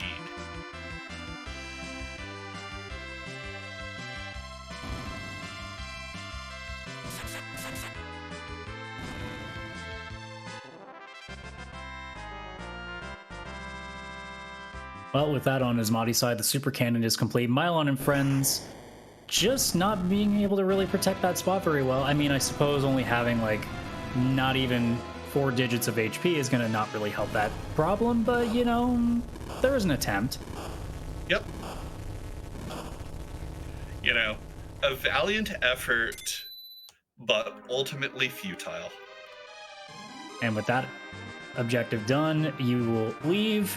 See if you happen to find anything of interest out of the ship when you land, but you will be going straight to Seal Keep after that. At this point, you're maybe hoping for a pink tail just for the extra admin armor. I don't think with this party that even having a sand ruby, depending on who's in the bed, would make you think about an anchor, because this party is pretty well set that even if the agility isn't quite where you'd want it, you're still power overwhelming your way through this, so... Mm-hmm. Yeah, like... There are a number of strategies runners use to get through Zeromus. With this particular flag set, with the sheer amount of power we find in boxes, power overwhelming tends to be the common strategy. You know, you get, you know, these four characters in Fusoya are what I consider, my ultimate endgame party, at least by my preference. You get these characters, you get them up into the 50s, and at that point, you just put one of the mages in the middle and let your melee fighters just smack their sword around into... I guess it really depends on who we're fighting at that point. Now, since you mentioned Fu, we do see the Saint coming out of Super Cannon. If Saint happened to hypothetically be a Fu, because you know it's going to be fully leveled at this point with all the spells, would you maybe consider trading out that Cane on Asmadi side, or would you just stick with what you're running at this point? Stick with it. Both because Kaipo is slightly out of the way. Like, it's not terribly, but I don't think taking the Fusoya gives you enough of an advantage for exactly the Z fight to go out of your way to pick him up. Now, if this was like if you were down here right before you went to the moon and you get that Sandaruby, then yes, I check the Kaipo bet every time. Well, with that being said, we will find out what that leads to. Seal Cave nearly will be done. We'll see if the only other possible check that we have to see if a pink tail happens to happen. I suppose you could find the Legend Sword here, and maybe you could think about getting another Excalibur. There also are sometimes some really good items in the shop there. But I feel like, no, that's not that case. So you're just going to be running straight to Z probably at this point. 100%. Like, the only other key item turn-in that I can see happening is if Rat Tail is exactly Pigtail, because, that's just going to happen automatically, and who's going to pass up the Adamant armor, really? Yeah, what are you going to do? Tell the guy, no, I don't want it. Yeah, not even really worried about experience points in this fight, just going to kill off the various soldiers. The Hourglass will make this simple. If you had even one coffin, you could have coffined the officer and just not even have to deal with any sort of damage and just slowly whittle away at the soldiers. But realistically, they don't have a lot of HP anyways. This is still going to go by very fast. Indeed. And with that, the fight's already up. Asmadi does have some coffins. One of the interesting things about that particular fight is if you take out the officer, the rest of the soldiers will just start punching each other. Which does make your life really easy because, if you can get into a spot where that fight would otherwise do a lot of damage to you, getting that cheeky coffin off and getting, maybe a bunch of experience that you otherwise really shouldn't be having can be really nice. Now, the downside to Asmadi's party is that you don't have a Black Mage, so there's no easy way out of here. You're going to have to just do the long walk. Although we know that any amount of walking at this point is pretty much fine for Asmadi. The door has been long shut, unless Z is just truly nightmarish, but with this party, I can't imagine how. Yeah, Prof. Renderer still, putting up a valiant fight, an adamant fight even. Working his way through the Dark Imps, and as we said, unfortunately, having sold off the various coffins, does not have an easy way through the fight, though an Hourglass would also work just fine. Yeah, I think this is where you start to think that again, both of us being newer players, there are some things you maybe just don't think about, and the Hourglasses would definitely been one of those things, so... Again, newer players, it's nothing to be ashamed of. Sometimes you blank on that stuff. It is what it is. Yeah, and obviously, swords will cut through any boss eventually. I just like making a note of these things, to help either runners if they watch it back, or any other newer players in the audience who, might not be aware of these particular strategies. That's the other thing too. Even just watch one of these races, you will probably pick up on something that you didn't know before. The amount of things that I've learned just from watching this has been incredible. Yeah, Asmadi hitting a inventory boss with the crystal. The true final boss.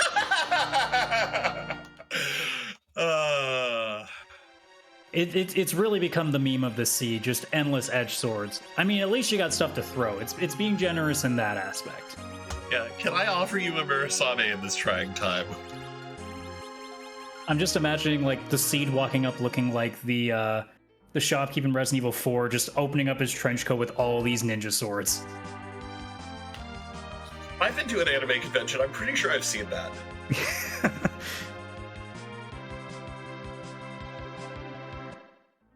And if not, well, that's a free cosplay idea for chat.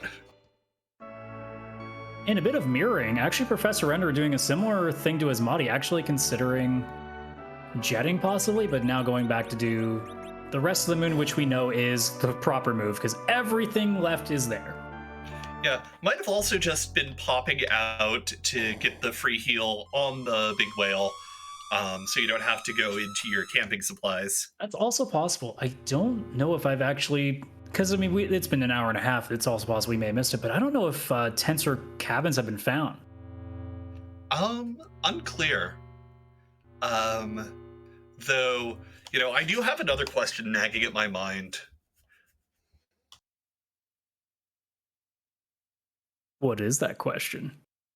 Well, you know, we've got Zeromus here, and our wonderful restreamer, Scala Kitty, has put in so much work to create so many different faces and butts for our runners to kick. So, whose butt is AsmadiGames going to kick right now?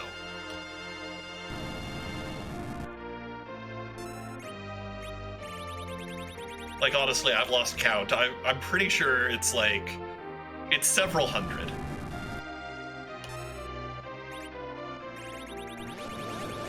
We might have cracked we're over 550. Scala is too powerful. You know, it's a big number. Yeah. That's a lot. Oh my, that definitely has a butt. Yeah, I do not recognize this character. I don't either. Wait, is this from... God, what's the name of that game? It was an indie Metroidvania, very queer. Nope, it's from Record of Lodos War. Never mind. Ah, yeah, I definitely would not know anything of this game.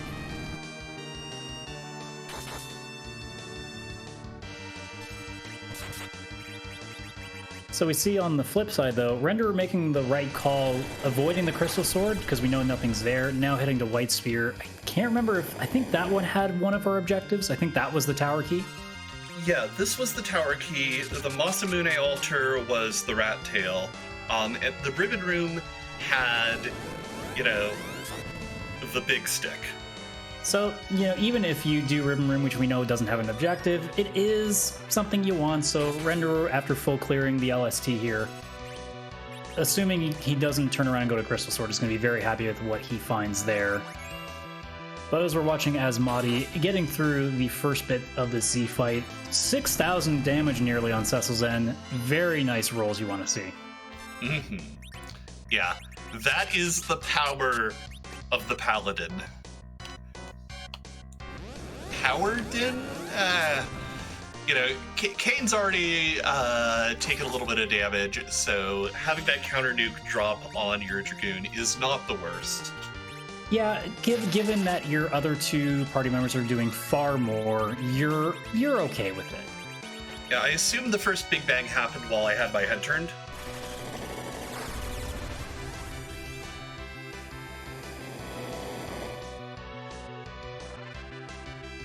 Well, there's an unnerved one, still plenty of HP to back them up with, so as long as the healing can get back quickly, not much to think about here. Indeed. You just keep rolling. Yeah, like, when Cecil is hitting for, you know, 6k plus a hit, you know, it's gonna be good stuff. Yeah, even in the crazy case that, like, if Edge somehow went down, you're still looking to be like, look, if I can just keep Cecil alive, as long as Black Hole also doesn't ruin the berserk that Cecil's under right now, you're just okay. You're just laughing at this point. Just waiting waiting for those rocks to pop up.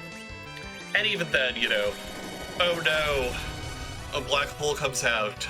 I think at this point, Asmadi has enough Bacchus in the back that even if things start dropping, it's going to do more damage coming out.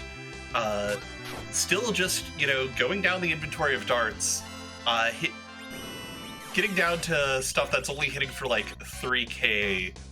Drain Spear is actually a really good dartable item because its stats are like ridiculously high. But at this point, I think it's more worth zerking the edge than it is to continue to dart. 100%. That black hole did go off, so Cecil is going to have to be rebaucused, but again, it's not the worst thing in the world. You're more or less just annoyed you got to do it again. That's really it. The only pain comes in just having to spend the one turn getting it back. Yeah, and with this party, with Edge in the middle being our anchor, this is going really well for as fast of an anchoring situation as this is. Especially when Meteo doesn't even hit anything. Yeah, let's go. Let's close it out. That's gonna be it. Asmadi cleans it up with an official time of 1 hour, 42 minutes, and 10 seconds. A fantastic run from Asmadi, handling what was a very generous intro and then a very generous outro just fantastically. Yep. And I believe we are joined by them directly. Hello. That notification scared the crap out of me. Yeah, it does that sometimes. How are you doing? How are you feeling? All right, that's pretty good, reasonable seed. Well, you get an early edge, you get some nice equipment early, you also get some pretty early objectives with that Baron Key. That was a very, very generous intro, so it gave you a lot to work with to start. Not to mention a hook and a Magma Key. How did that feel, having a hook early and going, oh, hook route, uh-oh, and then finding a Magma Key like minutes later? How was that feeling? I like finding the hook early because it's free character, it's good loots, it's all the fun stuff. I was, like, maybe I'll get an edge out of all this, and I managed to grab, what edge was it, Mount Hobbs, maybe? Yes? Yep. Yes. If you have an edge, all of that stuff is great. Having a hook when you have edge is great, in my opinion. So I was excited to get the Magma Key because it meant that I could delay launching the Falcon until essentially go mode. But yeah, the early seed was super generous. Adamant was nice, edge stuff was nice. Oh, everything was nice. Yeah. So when you went underground the first time and started gearing up, did you have the... Actually, you didn't even make it underground. You did Adamant Castle right after going through the cave. Mm-hmm. Was that always going to be your play, or did the items for sale change your plans? The items for sale definitely changed my plans. I was gonna hold off a little bit because, without hourglasses, those were not free fights at all. I think it was a long time ago. It was hours ago. But yeah, that definitely was like, I can definitely just clear Eblin Castle. Gonna do it for sure. Don't have to go clearing other bosses right now. Forum though, Forum was the all-star. None of the seed. Yeah. And we were talking earlier too about how generous the beginning of the seed was. As soon as that darkness crystal pops up, how does it feel to literally go through the LST and just find everything else in succession? Especially when you had to go that route anyway. Murasame ends up being, I believe, the Luca key, so you're already starting there, and then you go down. Sure, Crystal Sword doesn't give you much, but then you go to the last three spots, and it's Rat Tail, Crystal Sword, and Tower Key. You got to just be laughing at that point. Yeah, it was bananas. So like when I saw the Darkness Crystal, I was modestly displeased because I had done the non-pan Yang visit, and that felt bad because that always feels bad. But you have to go visit Yang. He's there. He's in a bed. You got to visit. So I was like, I've got the Darkness Crystal. I've got two choices here. I can go quickly get whatever character it is, check the store real quick, although I didn't wind up even checking the store, and do just the Murasame altar and then come back to Earth for the other checks, or I can dive the whole moon. And My decision was to dive the whole moon, and that wound up paying off hugely because everything was there. I was gonna do Bahamut after that, but we didn't need to. We ran out of stuff we needed. I mean, it's case value. It could have been another admin armor. We don't know. And we may never know. Yeah, because I had left Evil Wall behind at King of Monsters, which was... It felt bad, but I think it was the right choice. Yeah, looking at your key item summary on screen, that was the pink tail. Mm-hmm. So yeah, so that would have been free too. Definitely putting that adamant armor behind, a literal wall this time. You know it. So one of the most interesting checks from this scene, for me at least, was Dwarf Castle. You start off with a nice, gentle boss. You get a character, and you're just like, no. And then it's the gauntlet. It was, and I very strongly considered resetting out right then. And I'm like, I should stick with it because, it's only a few minutes.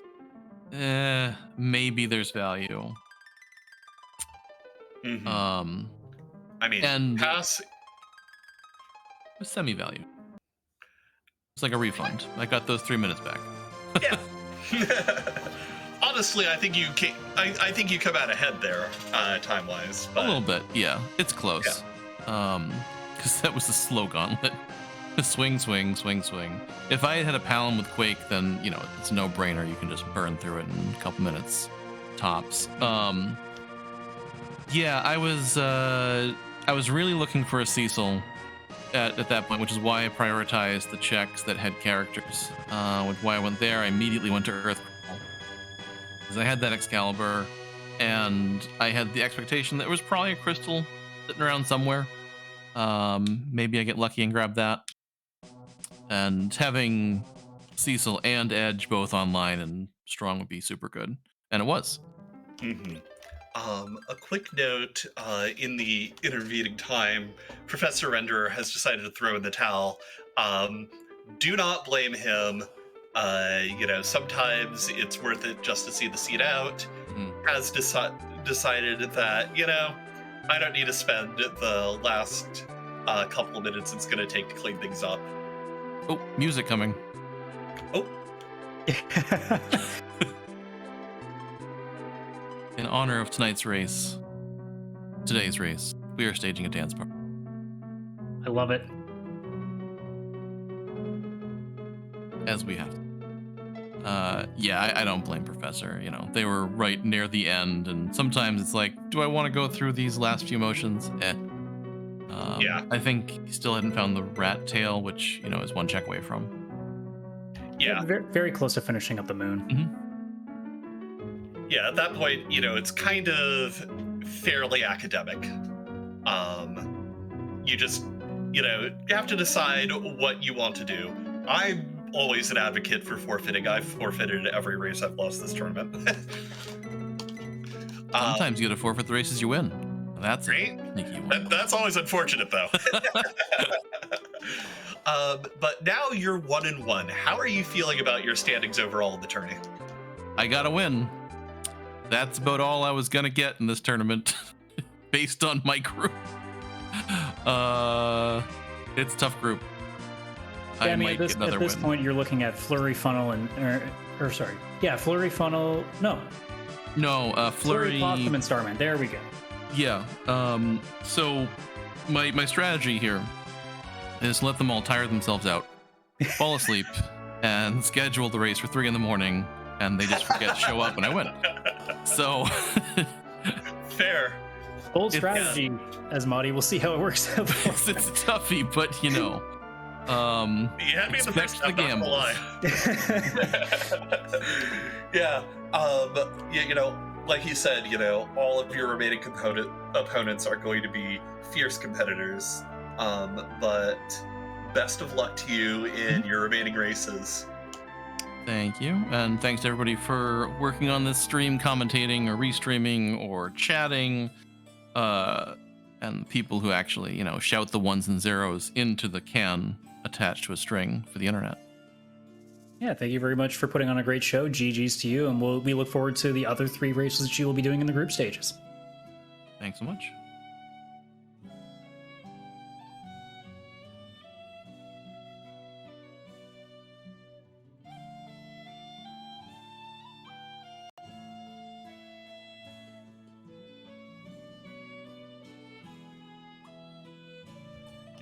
And we are now joined by Professor Renderer.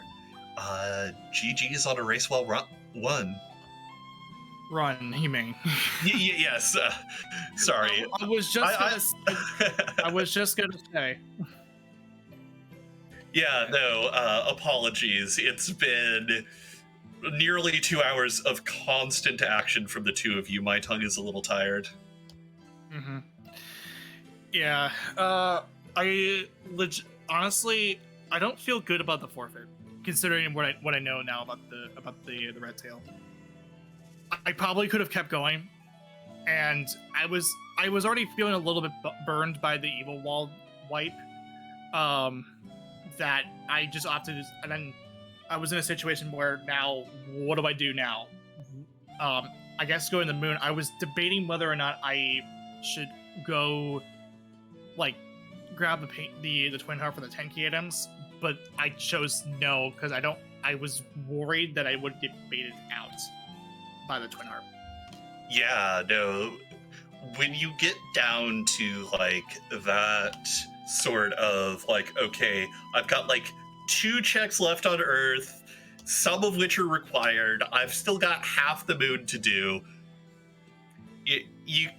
You're playing a guessing game at that point, and I'll be honest, every single time I've been in your shoes when, you know, I've got like 5 scattered checks left and the dot-doms come in, I've thrown in the towel every time, and I personally do not regret my choices on that front, because, you know, you're just knocking things down at that point. You know, your team's basically online, you're just going through and cleaning up. Yeah, and I will say this too, this group is hard. I was going into this going into this knowing that I'm not really intending to go to groups, or to the play-ins or group or brackets or whatever. I'm just only here to play and have to just learn the game a little bit more, and that's it. I think the one thing too is I think what I could have done was, with Edge, I would have maybe gave Adamant armor, gave the one existing Adamant armor to Cecil, letting Edge get the Adamant sickness, just because I was running. I was having a lot of trouble trying to figure out what I wanted to do with the back row, because the back row there was no like boomerang or full moon for Edge this entire time, so he was throughout the entire game he was going to be either doing half damage or he was going to take more damage by being in the front row, and even with Adamant armor on. Yeah, in that situation where you have to make it that call, like, do you make the sacrifice to give one of your best offensive characters that's not Cecil, take that off, that Adamant armor off for Cecil, or do you just bite the bullet and just let him just have him where he is in the front row, and then take the brunt of the damage to a dragon form, Dark Elf, which, had I known about the weak situation, I probably would have revived Tella to give him the weak, even if he were to die next round, like next turn, like next ATB day. That would have been enough to just get me through, and I wouldn't really need to worry too much about possibly forfeiting. And maybe I would have forfeited too, because the seed was already solved, and I wouldn't have to really worry too much about it. It depends. Yeah, and I mean with the adamant armor situation too, like you never know what you're going to find as you continue on forward because you could have found the pink tail. You already have the hook. There's another adamant armor right there. You wouldn't have had to think twice about it. So it is a bit of give and take. Like you take a guess, you assess where you're at, and sometimes just that call maybe doesn't work out. Maybe it does. It really is just the way that the seed runs. Sometimes you do everything you think you're doing right and it comes up short, and sometimes you make just a weird guess and it pays off. So there's really no wrong decision. It's just a matter of, did that call end up working or did it just kind of set you back and you just have to reassess where you're at? Yeah, and it was pretty apparent from the time I got the admin armor in Eblin Castle. It was at that point I gave it to Kane, and I'm like thinking, well, Kane's not really doing a whole lot to help me, even with adamant armor on. I think he would have been better. It would be a better fit for Edge, because I was hovering over Edge at one point to give it to him, but then I'm like, well, what about Kane? So I gave it to Kane. He's not doing a whole lot, and it's like, okay, I have to make that. There's that sacrifice.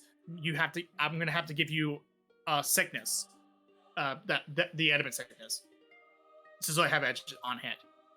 And with the X Cal that was found as well, I'm now dead set on trying to find a Cecil, which, ironically enough, it just so happens to be on Zod yet again. But the second time in a row this happened on Restream for me. So I'm like, okay, that's fine. I go for the treasure, and the treasury was like, okay, that actually helps set Edge a lot more, because, well, I mean, there's a Muramasa to combo with adamant armor. He's a permanent member all the way through. Now, where's the full moons? Where's the boomerangs? It is kind of interesting that like we never seem to have found a boomerang or a full moon, because this seed was pretty much tailored to Edge with the sheer amount of Murasames and Masamunes that we actually found in the seed. It was insane. I think we saw at least like 5. Yeah, that was definitely Edge's seed, and Cecil was like an afterthought. Yes, Cecil is the best character in the game, like especially in this flag set, once you find him. But like in that situation where you're only getting Edge stuff and you're not getting like a crystal sword or anything, then it really becomes Edge's game, and that's all it really was. And the Edge was early. Edge was really, really early. Oh yeah. And no, that super early Edge was incredible pickup, and both you and Asmadi made excellent use of him. Yeah, I figured he would take it, because, like, I mean, he's at that point, like, at that point, it's the best. He's the best character to get on a starting party, or if it was early. And it helps. It actually helped, considering the fact that afterwards I went directly to Eblin Castle. That's where I got the adamant armor. And that was off of I think it was the Mad Ogres. Yep. Yeah, that's what I thought. Yeah, that one wasn't too bad. I knew what I was getting myself into. I probably would have. Also, I think what could have helped was I was sure that I kept making sure the back row was on Cecil, and I was like wondering, why is he not back rowed? I kept giving him his axes. I think I may have given him the wrong axe. That may have been what was causing it. Then I realized, oh wait, I have an arty bow. I remember that I had the arty bow, and I could have just done that.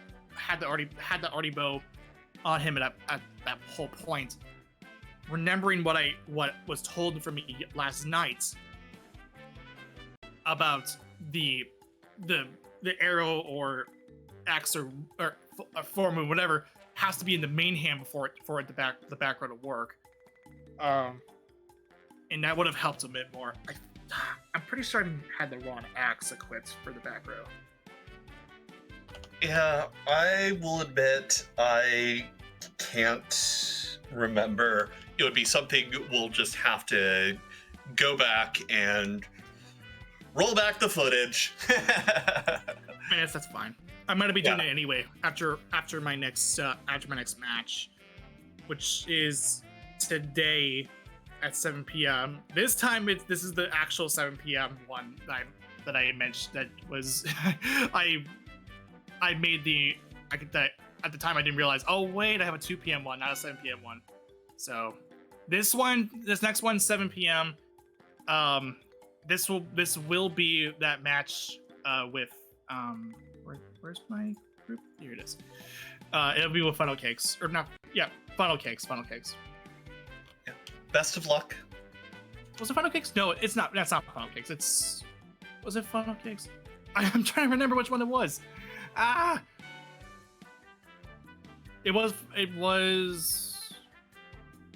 or was it not Funnel Cakes? I don't know. Actually, I think that was the one match that I had to do today for this week. Right, I'm not scheduled. All right. Look. Race brain does a lot to people. All right. Yeah. I said the wrong match. Yeah. It happens. Yeah. 2 hours of trying to play free enterprise to the best of your ability will do that to every single one of us, every single time. Yeah. Okay. Okay. So at least I'm not scheduled for anything. Now that I know. Yeah. Yeah. Again, I do feel a little guilty about the forfeit, considering now I know where the rat tail was, but it happens. It happens. I'll be watching this back. Yeah. Yeah, there's never any shame in throwing in the towel when you're done. And you definitely gave this a very good run for its money. Yeah, the best thing about the way I look at it is this: I want to put up a good fight as best as I can, and if I win, cool. That's a good fight, well done. If not, then hey, we'll see what we can do to fix it up. Maybe I can get back on my feet. I mean, this is my first tournament, so like things might change.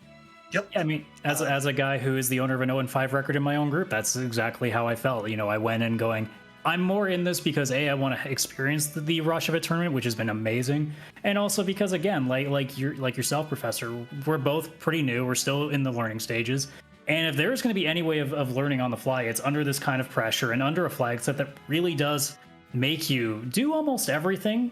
So even though I've come out with 5 losses, I've come out with a lot more experience and a lot more lessons to learn that I can take into not only the next tournament, but also ladder, also into anything else that we do in this community going forward. So regardless of what happens in any of these races that you have too, it's all going to be something that's going to pay off for all of us as we get further in. And I know it's only going to get better too, because the longer and longer that we play flags that really challenge us like this, you only lead to learning so much more and getting so much better.